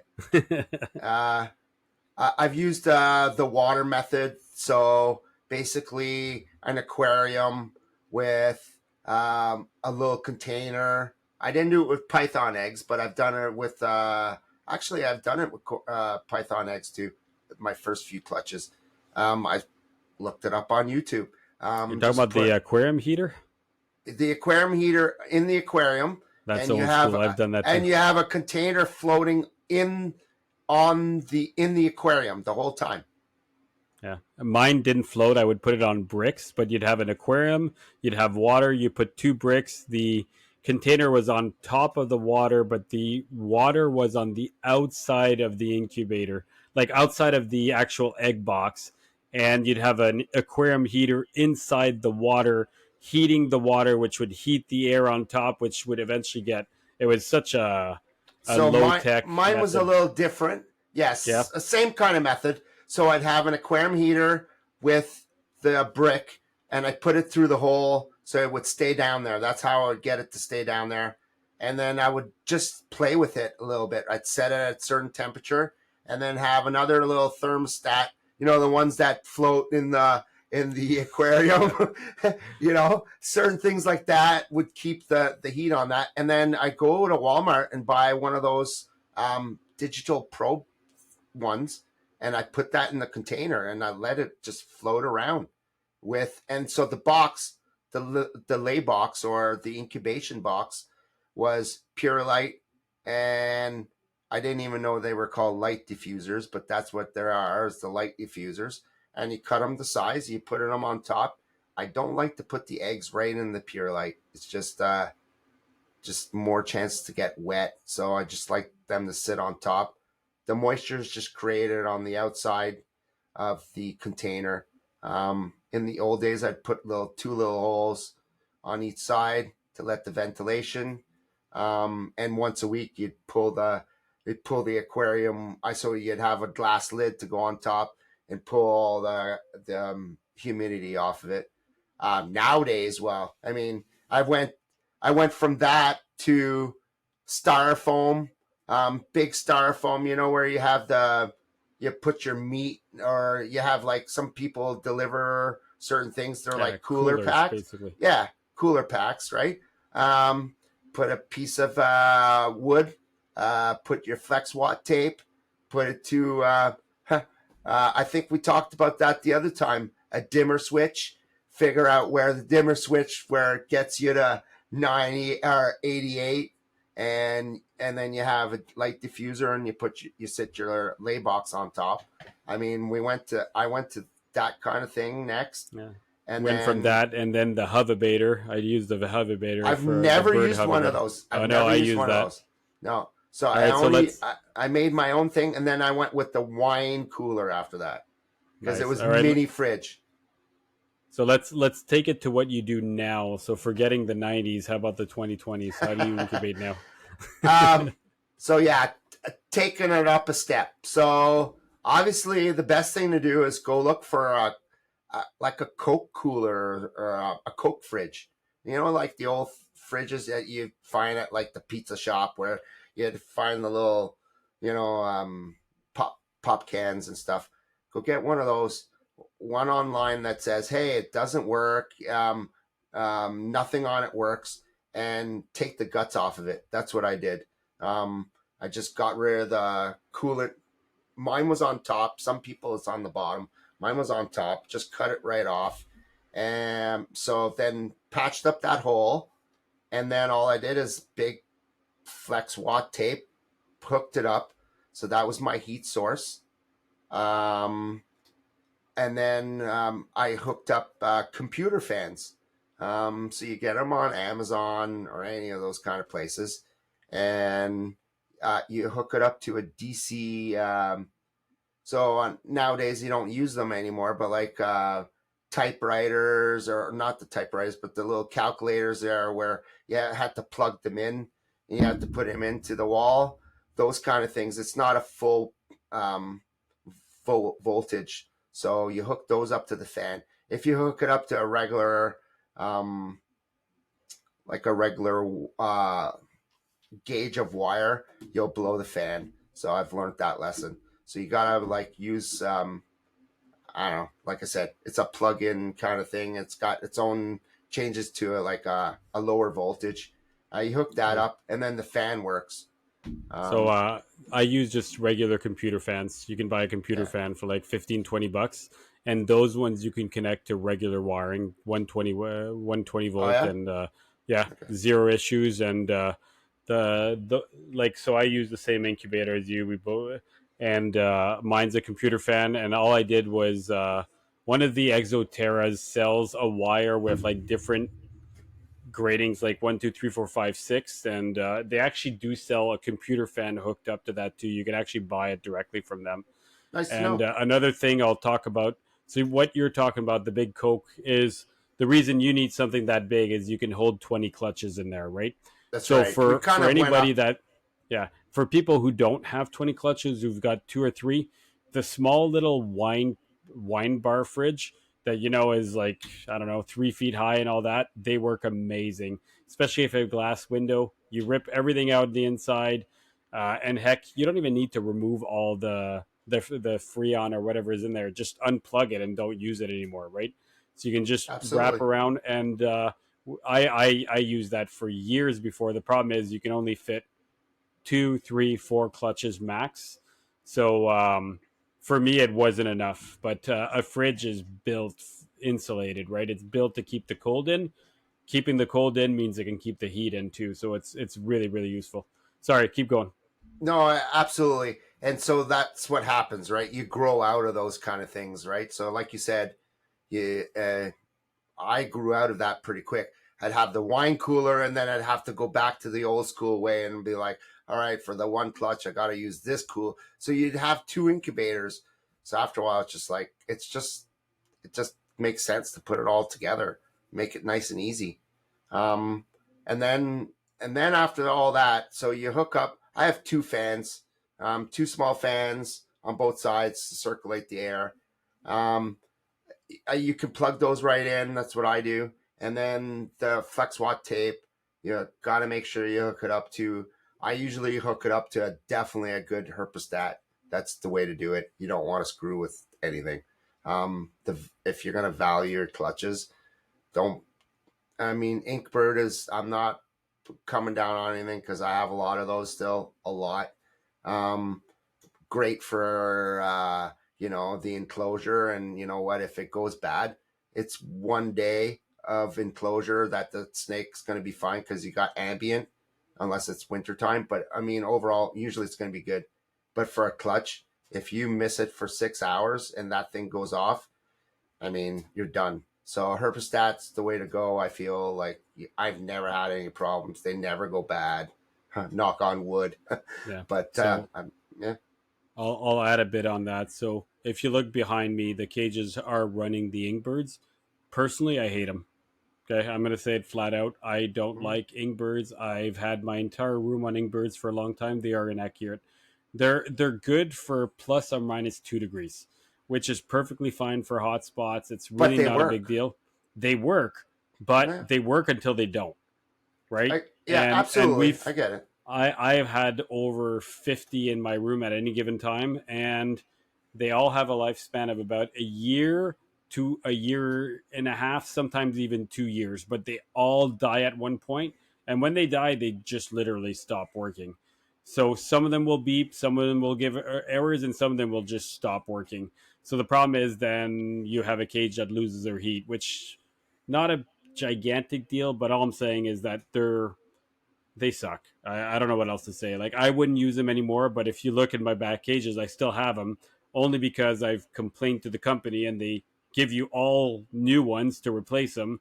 And then I started wearing the date on each of them whenever I would plug them in, and they all crap out at about a year to 2 years. 2 years is about the deadline for them. And I've been replacing all the ones that crap out with the new ones, and you can't really see it, but all the other rooms I've got. So if you look behind me, I've got huge stack of cages. I have 6 towers like that of cages. I'm down to only 2 towers left using Inkbirds. My other 4 towers are all on Herp stats now, and honestly, I would never go back to anything else than Herp stats. They are, in my opinion, the best, the most reliable, and if one probe breaks, you can just replace one probe. The whole thing isn't done, but it's really pricey. Herp stats aren't cheap. That's their downfall. They're expensive. You know, when you pay like $800 for a Herp stat 6, it sucks. But they're great. They're great. I'm not gonna. I don't know. I would advise against the Inkbirds, but for $35, they work. They will do the job. Just have a few on hand to replace when it breaks down. Yeah, they're So for they're the good to have on hand for sure. Yeah, they do. So for the eggs, for me, I've done all the different methods. I incubate only on water now. So, and what that means, and I also incubate in larger box. I tend to have all I think they're the 17 liters. So the containers that are much bigger, not the tiny little ones, purely because I believe that having more space in the egg box is a lot better for the eggs. So I incubate water. I'll put like an inch to an inch and a half of water. I'll add big sponges in there, and the sponges is really purely to stop the sloshing of the water and to lay the egg diffuser on top. So the sponges will stick out just a little bit out of the water. Egg diffuser. Sometimes I'll even put 2 layers of egg diffuser just to raise it a little bit higher. Put the eggs on top. Next thing is my eggs. I'll if they're all clumped up and there's like 2 or 3 eggs high, I'm gonna separate and just do it gently. They will come apart. And so this way I make sure that there's never an egg on top of another egg. So if the snake wants to get through, it doesn't have to go through 2 or 3 layers of eggs to get out, right? And as for the eggs in the containers, I used to have holes in all my containers. And as years have gone by, I've noticed that I don't actually need holes anymore. So I actually have only the holes that naturally are around the hinges of the lock clamps of the containers. So this is the small container. These are not the ones I would use. Actually, I use these for the pygmies. Gives you an idea of how big they are. But these little clamps here, there's holes on each side of them. And I don't use any other holes. But again, my egg boxes are big. So, and as you start leaving your eggs in there a longer amount of time, I will open them more and more. So initially, when the eggs are laid, I only open them once a week. And that just means like I open it, I take a quick look, and I close it, and then I'll do that once a week. But when I get to like day 45, day 40, I'll start opening it every 2 to 3 days. And you'll notice the eggs start breathing a lot more. They start using more oxygen. They start creating more condensation. And when you get to day 50, I'm pretty much opening them up once a day for 2 to 3 seconds. And I don't know if you do the same, Shen. Uh, Sometimes. Last year at the end, I wasn't opening all the time.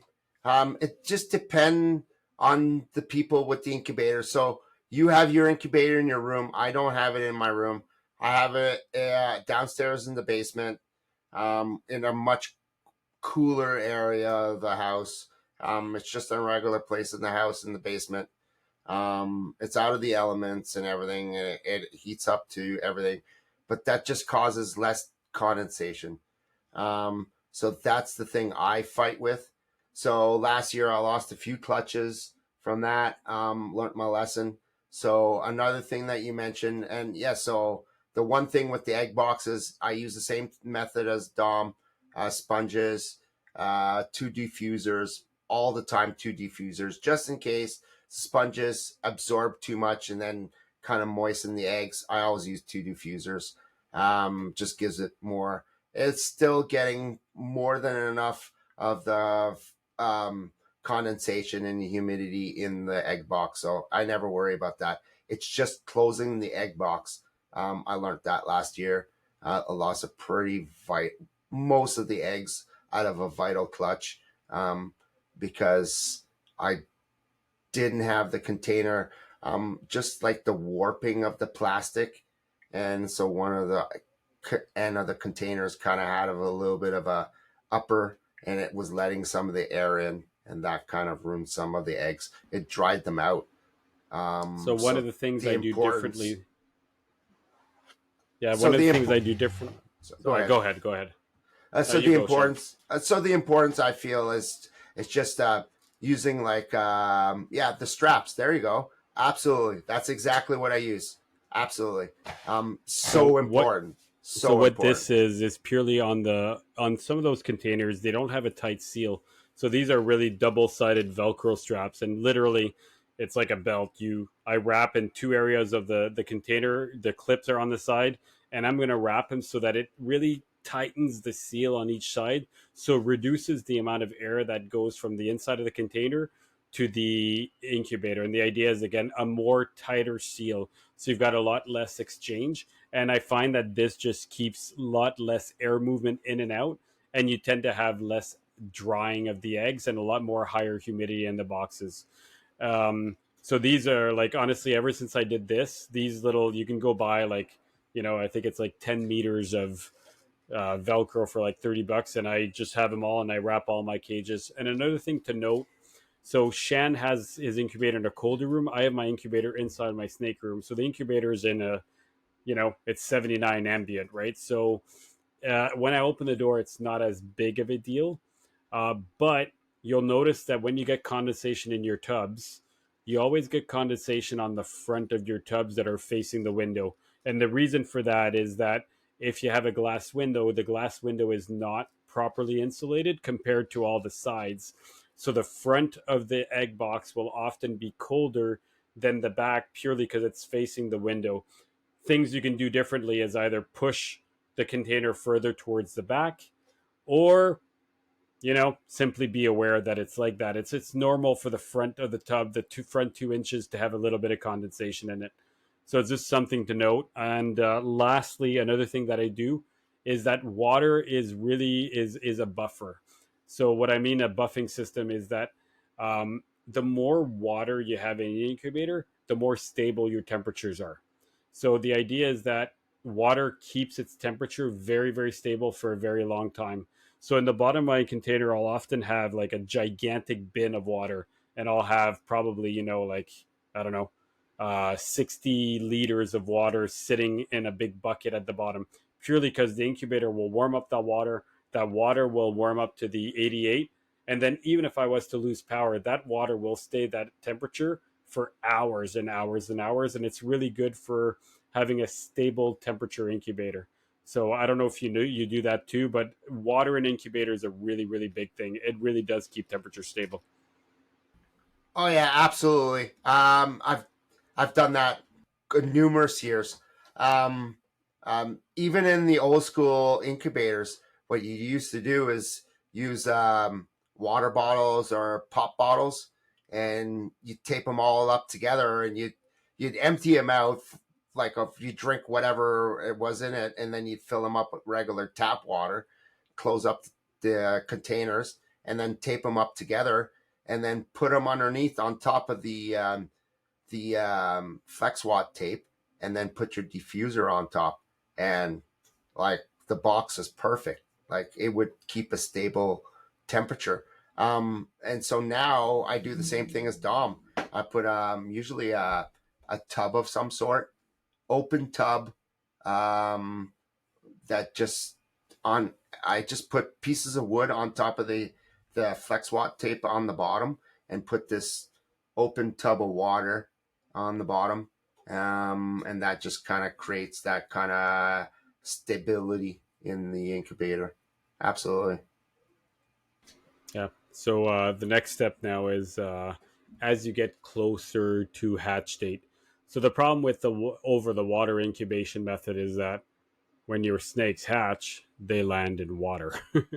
So this is for me personally. As soon as I see one tiny little slit in an egg or anything like that, this is where I will take the incubation box out. I will drain 90% of the water, maybe leave just a little bit of water at the bottom, put tons of paper towel in there until it is very well soaked. So you might be able to slosh a little bit of water on top of the paper towel. That's how wet it is. Then I'll put maybe a light diffuser on top, and then I'll put the eggs back on top and then reseal it and reclose it. So the idea is that there's still a very high humidity, but if the once the baby gets out, they're not actually going for a swim, right? I've actually never had an animal drown, but I don't feel the need to find out. So that's one thing I do every single time when I know that one. And then the next part is it's all about cutting eggs. So a lot of people do the whole barbaric thing of, I need to know what I'm going to get and cut the whole top and all that kind of stuff. It's all ridiculous. That being said, I do cut every single one of my eggs, and I will always do it. I tend to do it if I see one egg that is pipping out by like 24 hours after. I am slitting every single eggs. And when I say I'm slitting every eggs, I'm simply taking the top of the egg and pinching it. Once you pinch it, you get a tiny little crease, and I take scissors and I just do one little chop. And I just chop off on that pinch, maybe, it'll be like an inch or 2 centimeters long, and just a little tiny line. I don't even do anything more than that, but you can see it. It's enough that when it unpinches, you have a clear exit from the top of the eggs. Okay, the egg tooth on the snakes, they lose them all the time. So if you want to, you're okay with losing 5% of your babies every year to egg tooth that have fallen. They pierce holes, don't actually make it through. They lose their egg tooth, they drown. Right. So this is just one of those things where, in my opinion, it's very easy to increase the amount of eggs you're actually going to hatch out. Just cut the tiny top. You don't need to do anything big, and give the animals time to get out. Some will take 3, 4 days to get out. Some are just slow. But when everybody's out except one and he's taking an extra 2 or 3 days, start wondering why. That's usually when it's either going to be kinked, it's either going to be deformed, it's either going to have an issue often. That's when often I've noticed that when one takes 3, 4, 5 times longer than the others, there's often a problem. Then once you start looking into it and you're like, ee. But they tend to, what do you think, 2, 3 days on average to get out? Shen? Yeah, No. yeah, Yeah. it's about right. But yeah, you're totally correct. You don't really need a big window. You don't need to go digging in there. They'll come out when they come out. You've given them that access to get out because if they lose the egg tooth, exactly. Um, and yeah, like start wondering what's going on. If everybody's out, that one egg, like you said, something's not right with that animal. Then go inspect that and see what's going on. Make that judgment call after that. Yeah. And keep in mind that that egg yolk, the reason they stay in there, they absorb it, right? That's their first meal. Okay, so pulling out that animal or anything like that is just it's just plain dumb. You're an idiot. Don't And do it. Give them a you're chance you're to soak up and eat. you're breaking the veins and everything hooked up to the snake when you're doing that. Um, either by cutting or putting fingers in there. So just leave it. Leave the snake. Leave the snake do its thing. Um, it'll be magical in its own. Agreed. So after that, I guess let the snakes come out. Once they all get out, there's different views. Some people like to just leave them in the incubator for a couple of days. Some people like to separate them right away. Some people like to leave them in there all the way until they've had their first shed. Everybody does it slightly different. Me, I tend to, once there's a good 10, 15 of them out, whatever, even if there's 50% of the clutch, if I have time, I'll take those out. I'll start not probing them, popping them all. And I like to separate the males from the females when they're newborn. Popping is so easy. I mean, they've got no muscle tones. You can just give a very light. If you don't know how to pop, find somebody who does. Let him show you. It's pretty simple. Is it accurate? I'd say 90% of the time it's accurate. You can get a pretty good idea. So I tend to separate all the males, the females, and start housing them all into just regular little 6 squirts baby tubs, and kind of go from there. And eventually they all hatch out. You house them all, and then you leave them alone. You give them some heat, leave them alone. Wait until they have their first shed. Then after their first shed, I'll usually wait a day or two, and then that's when I'll usually start the feeding trials. Same thing for you, Shen. Yeah, basically. Yeah, I would say the same thing. Um, Yeah. so Do you for take me, yours out right away, or do you leave so them in the incubator? so when I start seeing them pipping, I see one. I'll wait around 24 hours, and then if anybody else pips, um, good. If not, I'll start slitting the eggs a little bit, make sure everybody comes out, and then I'll wait till they come out just a little bit more. And then, like I said, I'll do the same thing as you: empty out the whole container, get everything prepped, get them all ready, put a little bowl of water, and then leave them alone, and they'll all come out. And then I wait till they all come out, and usually that becomes a weekend where I have a little bit more time because it takes a long time. Like you got 20 new babies now that you gotta put new paper, you gotta write what they are, sex them, then put them in the rack, right? And you need enough time to do that, right? So yeah, it's not that easy. Um, just you need the time to do it, right? So usually it's a weekend, and then you set everybody up, and then you probe and not probe but pop them, and then get them going. And then, like you said, I usually wait a week till they shed. Some of them won't shed right away, though. I've noticed that, but I usually wait a good week. If nothing happens, then I'll offer food. I'll offer different types of food. Um, Depending on the type, usually like talking about carpets, some snakes are really easy to feed, and some you're gonna have challenges. Um, albino stuff is challenging. I've had some of the caramel stuff that we had in the past was pretty challenging. Some a few times the tiger stuff was a little challenging. But overall, jungle, gelatins, IJs, really easy. First meal, you start getting him used to it. What I've been tending to do the last few years, I've been tending to get you on this.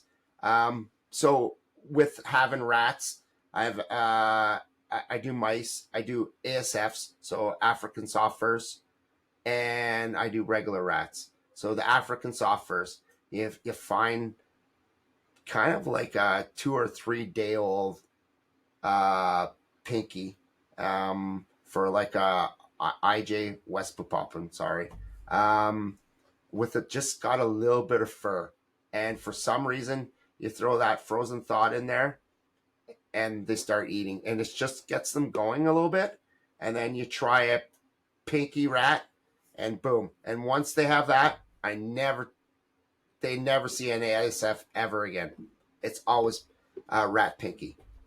Yeah. So let me just show you guys. I don't know if you can actually see that here. Let me tilt it on the side. So these are our typical baby cages. They're just a little 6 quart bin, and you've got a bowl, you've got a hide, and you've got the heat on one spot, and kind of go in there. There's a lot of troubleshooting and a lot of different things that can be done for babies. And I don't want to go too much into details because I think we can probably do a show purely on how to feed babies completely one day, and I want to do that one day. So I'm going to kind of end it there for the babies, but I want to go back to the continuation of breeding. So the next part for breeding is now you've got a lot of females that just laid eggs. Okay, let's go back to that part. So they've laid eggs. So there's a couple of different train of thoughts. As a general rule, the girl's looking like shit. She's looking half dead. Her belly is completely sunken in on the inside. Take her out, give her a bath. Okay. Nice warm bath, test the water, put it between 84, 86, something like that. And just let her soak for 20 minutes, clean her out. During that time, empty her cage out, clean everything. Everything that would have had an egg touch, or if you have the egg box, just take it out. Like literally take it out, go clean it, put another one, so a different egg box. Basically, you want to remove all that scent of any type of eggs and all that, because you will have sometimes, if you don't, they're going to go and just like phantom incubate eggs. They're going to find the spot that they were there and just start coiling, and you'll see them shivering, and there's no eggs there. So you really need to like break break that mentality, or that I don't know how to say it. Anyway, words aren't coming to me. But you got to No, break their momentum of incubating, their desire, their physical need to incubate those eggs. They need to just accept they lost that clutch. You know what I mean? And remove all signs that it's there. And after that, I tend to just leave him alone, give him a week or two, and then feed him a tiny meal. Okay, don't go big again. Those animals have not eaten. I know some people who go big, but there's a couple of shows, podcasts that have aired before talking about the snake digestion. When a snake doesn't eat for a long time, especially pythons, it's mainly pythons, their digestive system shrinks to 10% of their growth. It is a lot of work to get it back to big. It is a lot of demand. Give them a tiny meal. Wait a week, let it poop, give it a medium meal. Wait a week, let it poop, then you can give it a big meal, right? Um, the other thing that are weird is that I've had really a weird occurrence. So after she lays, play with your animal, right? Put your hand on her belly and feel the whole inside and make sure it's empty, right? You actually want to go check and make sure there's no more eggs left in the oviduct. If there is, if you feel comfortable enough, you can handle with very gentle pressure and slowly kind of work it out. And usually it works very well. That being said, I've had females where I can feel a lump and I'm like, God damn it. And then I work it out and it takes a little while longer. And then she turns out that she poops this urate that's hard as a rock. And you're like, or she'll poop, right?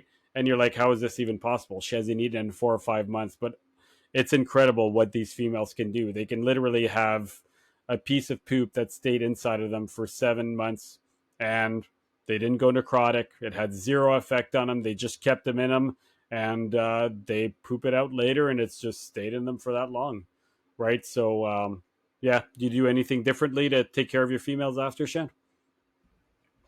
so you hit it pretty much the same way as I do it. So very important. Once I take the female off, I take care of the eggs. I put the female back in there. But if you ever see your female, once you put her back in and the eggs aren't there, she's stressing out, man. Stressing out so bad. So get the eggs going. Do what you got to do with the eggs. Get them in the incubator, and then go take care of that female. Like Dom said, um, I usually use a tub or a tote of some sort, and I put a little bit of water. I wouldn't say lukewarm, like you know what I mean. Comfortable water, so not cold but not warm, just a little bit of warmness. You put your female in there, and I'm telling you, instantly these females will go drink. So many times they will drink. It's taken so much out of them the last 2 or 3 days of this pacing back and forth, and then having the eggs drop. I think it takes a lot out of these females. A lot of the times, as soon as I put them in the water, they freak out for a few minutes and realize, oh, it's water.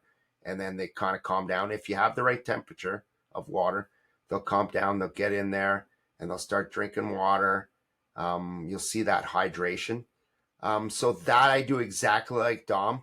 And meanwhile, I'm cleaning the tank. And the importance of cleaning the tank is so important, because if you don't clean it properly, she'll just go back to the exact same thing she was doing before, pacing back and forth, trying to look for eggs. That's what they do. And you got to break them out of that habit. Some snakes will do the twitching. The twitching is it's a thing that snakes do to keep the warmth of the kind of like the temperature of the eggs. I presume that's somewhat the way to say it. So the only thing I do different, so once I've set up the full tank and everything's done, I'll put the snake back in. I might wait. I will wait usually 24 hours. So the next day, the day after that, maybe 2 days maximum, I will feed the snake, but it will be a very small meal. Very small. I don't really believe in, I'm not a like, big meals. Certain species I will feed really big. I've learned scrubs, apparently you're supposed to feed pretty bigger meals. Carpets I do feed sometimes big meals, but the importance of this meal, like you said, the stomach has been you know, diminished, and you just want to get it kick started, and you don't want any problems, because I feel if you probably give it a big meal, something's going to happen. Something's going to get stuck in there. You're going to cause other problems. Start with a small meal. Make sure your snake's all good.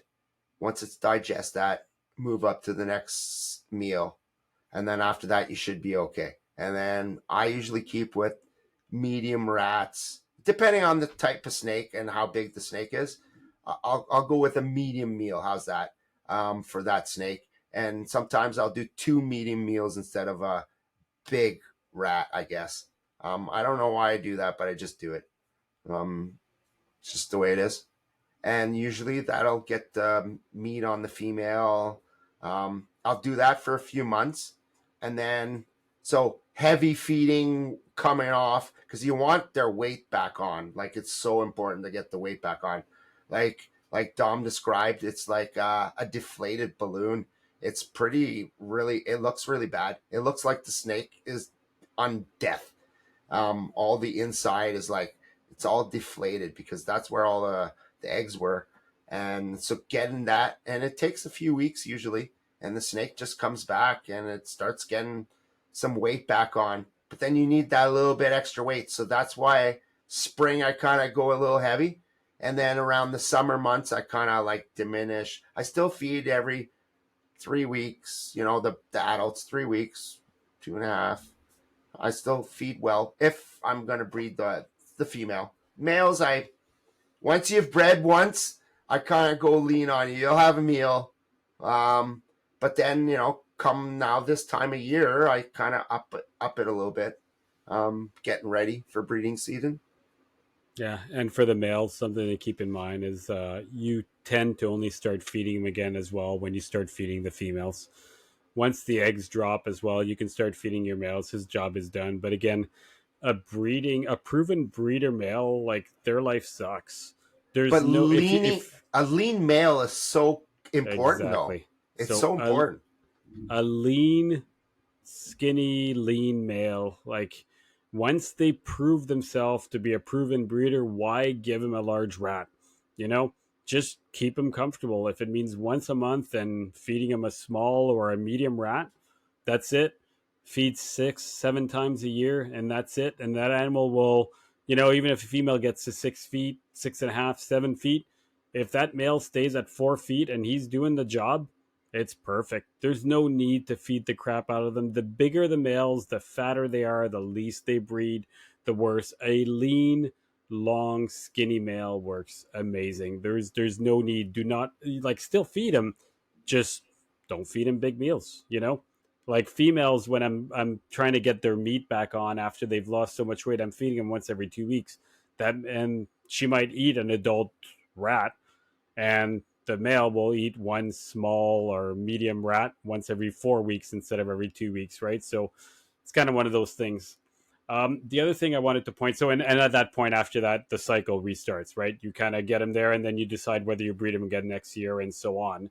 And that might be a yes, that might be a no. Some people are against the idea of breeding multiple times in a row. Some people say you need to give them years off or not. Um, that one's a tough one. In my opinion, you can breed them back to back if she's healthy and good enough to do it. If you have any reason to think that she's not in good enough a condition, no, you shouldn't breed her. But if she's completely back up, she's giving you all signs that she's ready and nice and perfectly healthy, and you would have never know that she bred the year before, that female will go. And if you don't breed her, there is a chance she's just going to lay slugs, so you might as well breed her. Um, anyway, Well, that's my well, kind that of thoughts. that goes with what I said. The first thing when we first started tonight was assess your animals. So going back in the fall, right, when you're getting ready, before you start, assess your animals. Are they ready for this? Because your females are going to go through hell, right? And your males are going to go through hell because they're not going to eat for a long time. I mean, that's their right. I mean, like everybody says, we overfeed our animals. Yes, in regular nature and everything, they're not eating like they are here, right? Like we spoil them, right? Kind of, if you want to call it that, right? Um, And I think it does a lot of good to have that break, but it's still tough on the animal, like no matter how you look at it. So making sure your animal is good to go again is always the thing. So yes, you can go back to back, but does that mean you need to go back to back? Like you said, assess your animal. If that animal gives you any incline, you know, and you know, should you be Yeah. doing it? So another big word of warning: if you want your animal to die, breed it. So that's the best thing that I can say. If you are trying to breed animals, bad things will happen. You are literally taking a risk with your animals. Now, will it always happen? No, but I promise you something bad will eventually happen. Okay. And what I mean by that is complications. Breeding is something that comes with a lot of risks. I have lost multiple females. Shan has as well. Of course, when you get 15, 20 clutches a year, you will have usually one problem a year. I think on average, we have about one problem a year. So sometimes it might be minor problems, sometimes it might be a big problem. And another thing is when you're cooling down the animals, if they have anything at all wrong with them, it will show as you lower the temperatures. You might, and like I've said it before, I'd say about out of 50, 60 animals that I cool down, almost every year I'll get one sniffle. I'll get one animal that after the cooling just comes back and he just doesn't look right. And sometimes that means you're pulling him right out of your whole breeding plans. He's done or she's done, right? But by cooling him down, you're lowering their ability to fight whatever it is that they're fighting at that time, right? Their immune system goes down. It's one of those things that if there is any animals that were healthy but were fighting something or were dealing with something very well, maybe as you lower it down to your 55, 60 degrees, that thing might come out as they're not fighting it, right? Reptiles use heat to increase the metabolism rate. You increase their metabolism rate, are they're fighting it, you decrease it, they have less of an ability to fight, which also, so there is that aspect. And the other aspect is a lot of people say, well, I don't bring my animals cooler and all that. Bringing your animals cool or down is really, really healthy for your animals. It is natural, it's something that should happen. Okay, by bringing them down for 4, 5, 6 months of the year, that entire time you're lowering their basal metabolic freak, sorry, my French is taking over. Metabolic, you know that big word, metabolic rate. Jesus Christ, I got it. Okay, you're lowering that, which only increases the longevity of life, right? So animals that tend to go colder last a lot longer. So if you were to take an animal and simply never cool it, let's say you took a diamond python, you never cooled it, that's what the diamond python syndrome was. Okay, you never cooled it, you kept the animal running on high intensity their whole life, they died at 7 or 8 years old instead of 30. You take carpet pythons, which do have a cooling season, most of them. If you don't cool them down, you're cutting their life in half. It is natural, it's normal. My entire room cools down. The cages you see right behind, those are all the yearlings. The yearlings go down from October 31st all the way until, you know, I don't know, February is when it starts getting back hot. And during that whole time, a yearling baby is not eating because it's cold. I'm not going to feed it. The only animals I do not cool is the first year. So the neonates born this year, I'll keep them in, I'll bring it down to like 86, 84 at night and back to 88, their hot spot during the day. So I'll cool them down a little bit, but not enough that it affects them, but enough that I can keep feeding them throughout because that's the only ones. But everything as of a yearling, I will bring down, I will cool them off, I will get them ready. And these animals live in my room like that their entire life. So by the time they hit the 3.5, 4.5 years, they're used to this cycle. They know it. They're already programmed to know the how the room works. And everybody's room is slightly different. You got to find how your room works, make it work. Don't buy an adult from somebody at 5 years old, bring it in your room, and then expect it to breed. It has no idea how your room works. It's set up for somebody else's room. You're a lot better with babies. Raise them up, get them used to it, then breed them. I think Agree. that's the end of Yeah. my rant. No, no, you're totally right. You're totally right. I've bringing in animals to even like from your place to my place, even though we're similar, um, it took a long time with some of my snakes. It's just the way it is. The Angolians, perfect example. The first year I got them from your place, they didn't breed, and I'm like, "What's going on? What's going on?" Probably didn't have them as cold as you did. As soon as I cooled them down a little bit further down, boom, I hit. And then I cool down the other female, boom, I hit again. So um, I had that problem being upstairs. It was too warm. Um, but apart from that, now that I have it in the basement, just a little bit cooler. And like you said, different rooms, different places. The snake needs to acclimate to whatever room they're in. So people that say that didn't work and then they go change it and then um, they they see that doesn't work and they change it again. That's not good either. I think try to Animal do never gets used to it. right. Exactly. They don't. Um, Yeah.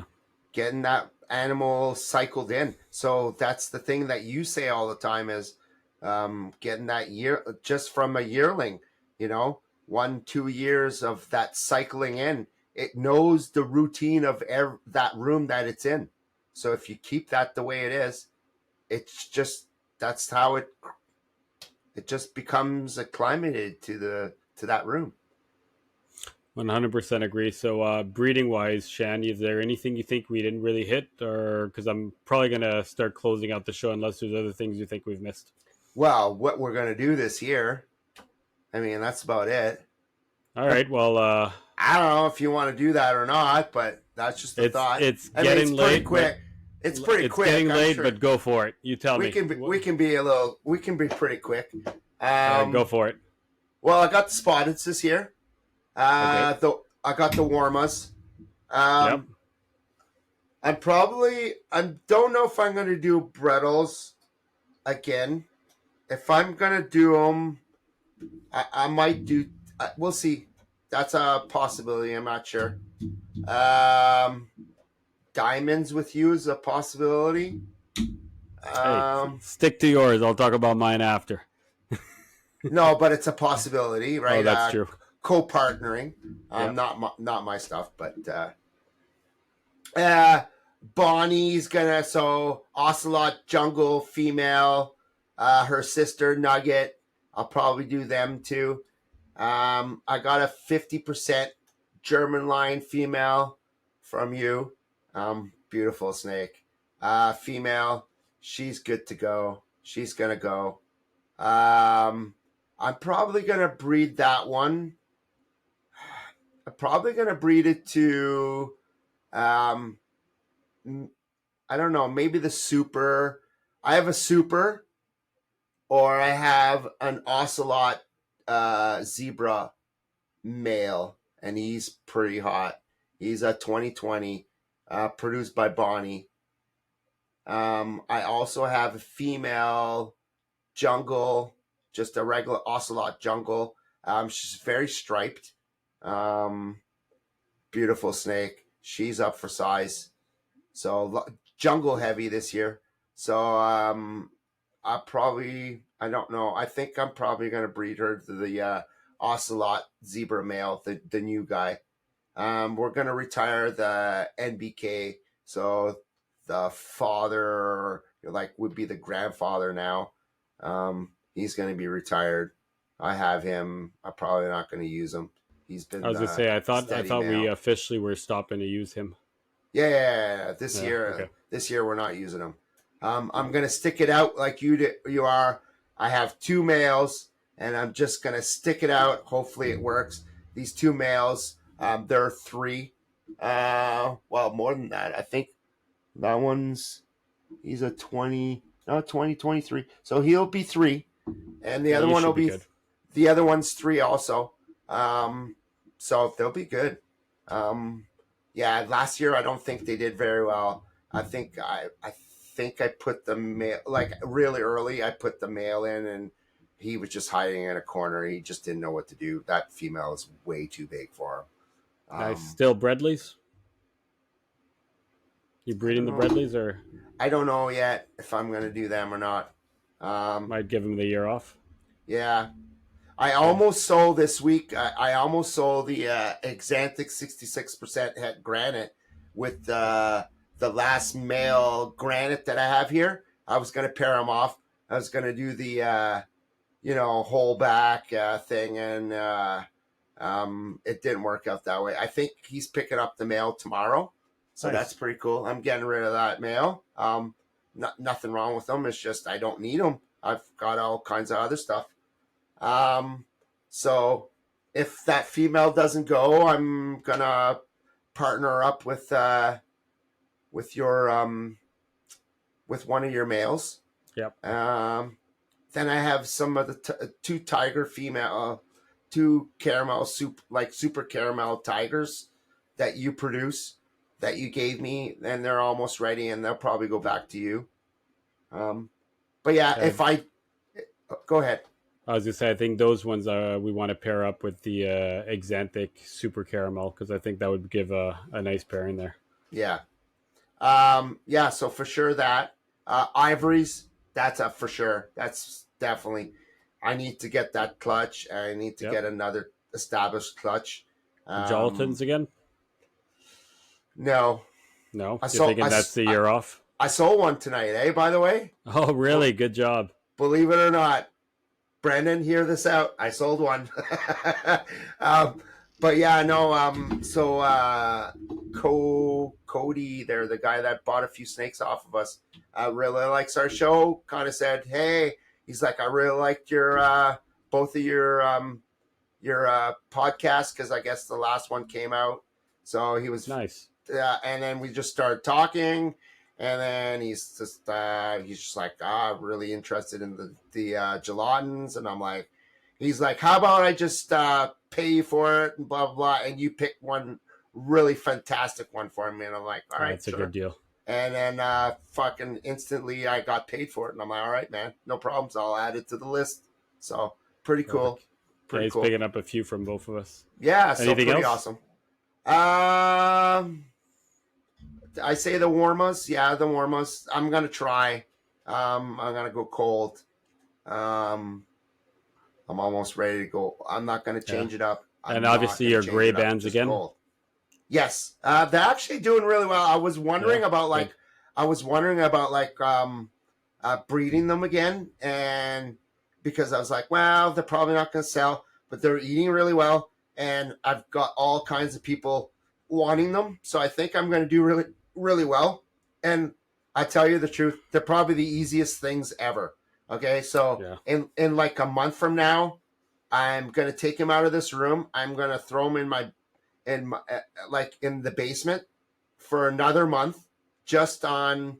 I sit them on styrofoam in a tote, um, and I just sit them in that room. No heat, no nothing, with the towel on top so they can't see it's dark. And then from there, I put them in my pantry. I have a pantry, and in that pantry, it's the side walls of the house. So when it gets cold, it is friggin' cold. Recorded temperatures in there at certain points last year. I definitely went to the low 50s to probably high 40s. And I did that for a good month and a half, 2 months in there. Still on styrofoam, so not right on the ground. Towel. So when we went into the pantry, there wasn't light, so it was always dark. And then just reversed it.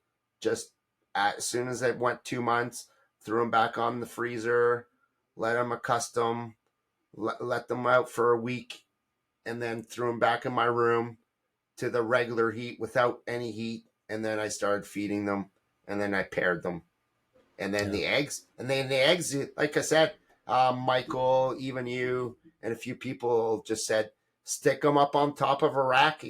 It took a little longer to incubate, but they all hatched. Like, it's incredible, incredible. Yeah, I think they're really cool, and I think I've told you that before, but I haven't kept a colubrid in, geez, 20 plus years.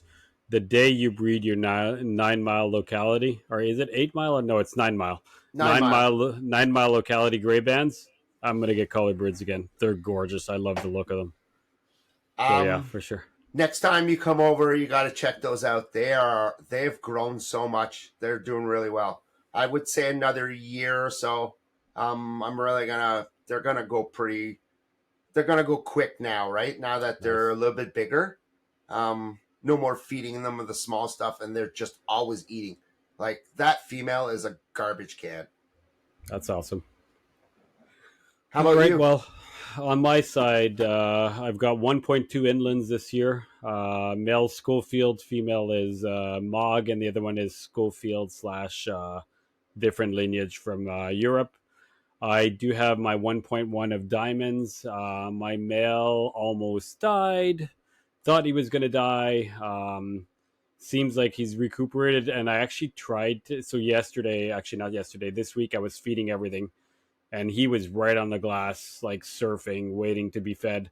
I gave him a hopper rat, which is freaking tiny. He's an adult male. He ate it, but his head is all fucked up. Like he ripped the top of his head and the bottom, but he ate. So it kind of gives me an idea that, you know what, he's now survived 6 weeks past his injury, and I fed him for the first time a There's hope. tiny There's meal. There hope. is hope. I actually am starting to think I'm starting to think he might make it. His head's going to be scarred to crap, but he's gorgeous. Like he's a green male. He's just gorgeous. So it would be that male to the RPD female, reduced pattern female, or if that male's not ready, we're gonna bring in your male, and that's gonna be the breeding partner. So there's that. Then there's I got a 1.2 Ruffy. Pretty excited for that. Never tried to breed him yet, and they are definitely ready this year. I've got 1.2 pygmies, so those are repeat. I've done those multiple years now in a row, and I will keep doing it because they're really healthy and doing really well. I've got jungles, a lot of jungles. I think this year I'm going to breed 2.3. I do have a pair of 1.1s that are super zebras, so I'm kind of excited about that. And they're both from ocelot parents, so should be interesting. I've never done super zebra to super zebra, so I'm expecting a disaster clutch, but we shall see. I want to try it. Super zebra to super zebra is very rarely done. I don't even know of anybody who's done it. Do you? Like, I don't think it's. I think it's really rare. Nick's done it, I think. Yeah. Uh, I was gonna do it, but I lost one of my females. Oh, Um, so this year, though, I'm doing zebra, super zebra to zebra. I mean, I know that's not. Eventually, I'll probably that's. do super zebra to super zebra, but I just. I just I'm have to not try it. I there. want to try it once. You know what? Yeah. I just want to see what to expect. So I'm definitely doing that. I've got 2.3 pop wins. One of the pairing has finally proved out the hets, and I've produced two marbles last year and two marbles the year before. Um, my marbles are growing up. I've held back 1.2 marbles, and the females are now 2 years old, so they're not ready this year, but they will be soon. And shipping out one of my males to Shan. So still will be going for the marble project, and in time, all the other ones that are hets and all that kind of stuff will move away. So I've got that, and then I've got my coastal projects. So coastal projects, the my super caramel axe will probably go to some of your females because you've got some, and he's being benched here. He will not be touching a girl again for the second year in a row, and I'm again going to be trying my super hypo tiger. So that'll be my male of the year, and I'm hoping he's going to get some girls pregnant. So he's going to be paired up to a hypo caramel tiger and an exantic. So hoping. I think in total I've got I don't know about 15 pairs. I expect probably 10 to 12 pairs usually is the amount that'll go. So I don't know about you. My goal is about 100 eggs a year. I hate having more than 100 eggs. 100 eggs is like I'm overwhelmed and it's too much. So 80 is a great number. This year 60 was is an easy overwhelming. number. Yeah, you This had year what, was a like a little hundred and overwhelming. some? It was a lot. Would you had 130? Yeah, somewhere around the 130, and then That's not insane. that's not counting the gray bands. I think I had more than that. I had almost 150 with the gray band stuff. It was crazy, Yeah, man. too much, too much. Too Like much. you have a real Um, job, right? Like you work full time and everything like yeah, that. Well, you snake breeding is a hobby for us. It's not to make money. So yeah, yeah, that, and then you got the rats to take care of, and then we both have lives, and we both have families, and just think of that. On top of that, it's just we we dedicate a lot of time to our animals. I do anyway. Usually my weekends go to my animals.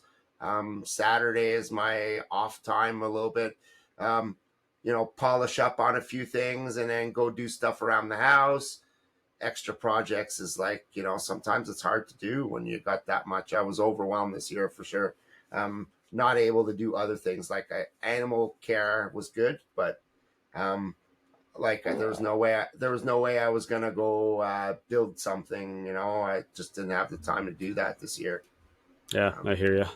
So yeah, yeah, my ideal number is 80. 100 I can tolerate. Over 100, I had one year that I had 130, and I didn't like it. I stressed out. It was way too much. Baby season is way too busy, and I ended up wholesaling a lot for really cheap, really fast because I needed to move them. It was too much. And usually I always go by how many babies I have left, the years before. And I think we've sold out every year so far. Do you agree? I think we've never had any real babies left yeah, over from the year prior. So but I this year think might be different. yeah, it might be a little different this year. So Who knows? I mean, it'll be close. I don't know how much you have left. I still have quite a bit left. I have yeah, quite a no, bit left. I I can't produced say way less than you this year. So I'm down to about a dozen animals left. That's it. yeah, I got lots more. So yeah, you probably have about Reach 40. out to anybody who wants some snakes. I have some. But yeah, no, for sure. And that's why I said I don't know if I'm going to do the Brettles because first of all, they're hard to start. Once I get them started, by the time I get them started, like I'm going to pretty much be cycling. I don't know. I don't know if I want to get stuck with that first of all, and if I'm going to have any left over. Um, I don't want to sell them soup. Like I don't want to saturate the market too much either, right? Um, I think I might do. So one female I haven't bred, so I'd like to breed her because she's really red, and she'd be to a het, not to a het, to a stripe, genetic stripe, Brettles.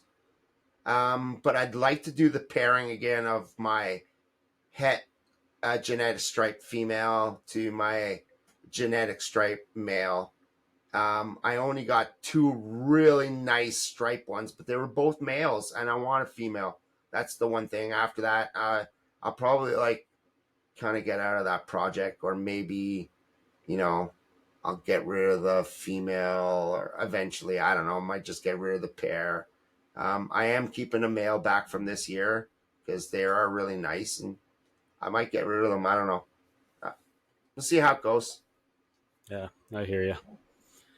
All right. Well, on that token, I think we've gone from the start to the end of the Python breeding. Kind of a fun show, last minute thing. Shan, I appreciate you coming on. And I'm going to say it. You know what? Compared to the first time you did a podcast and now your third podcast in a row, you rock, buddy. You really are a Yeah, lot more comfortable. You did really good on this one. yeah. I was very nervous the first time Oh, around. I was like, I "Yes, know. sir." Blah blah. I feel a lot more comfortable. I just want to thank you and Michael for everything and having me on, giving me Of this course, man. opportunity. It's pretty cool. Yeah. And then the people reaching out to me for just no apparent reason. I just never thought. Right? It's just like, hey. So it's pretty cool. I like it. Thank you, So everyone. why don't you plug your information there? How people Uh, how can anyone so, reach you? so I'm pretty simple. So Shan Melanson, nothing fancy. Usually Facebook Messenger. I answer. I do Instagram. I do have all that stuff. It's just seeing a message on Instagram. Sometimes I might not reply right away because I'm not that tech savvy, guys. Sorry. But definitely the Facebook stuff. You see the post. We have the Facebook groups. But Shan Melanson Messenger. Snake Frenzy. I do have like some Facebook thing on there, and I do check it once in a while, but nothing fancy. It's still in the works. That's my main plug. Very nice. For myself, Dominic Carbonneau on Facebook, or Instagram is Dom's Reptiles. Website is Dom's Reptiles, but again, I don't update anything. It just has my contact information and what you can reach, and pictures of what my collection used to look like 5 years ago, which is really not representative of what it is now. But you're welcome to go take a look. Reach out to me. For Michael Gillian, which is not here, it's just Michael Gillian on Facebook. Reach out to him. He should be here next week. I'm pretty sure I know who our guest is next week, but you guys can find out next week. That being said, for Reptile Rejects, you want to reach out to us, again, Reptile Rejects on Instagram, and wherever you're listening to this. If you're on YouTube, please click like, please click subscribe. It somehow helps. If you're listening to it on a podcast anywhere else, subscribe, man. Make us grow in numbers nice and slowly. I thank everybody for joining. I thank everybody for listening. I apologize you had to see our ugly mugs and listen to us for this amount of time, but we appreciate it. So to everybody, have a good night, and we will see you next week. Take care, guys. Thanks, everyone.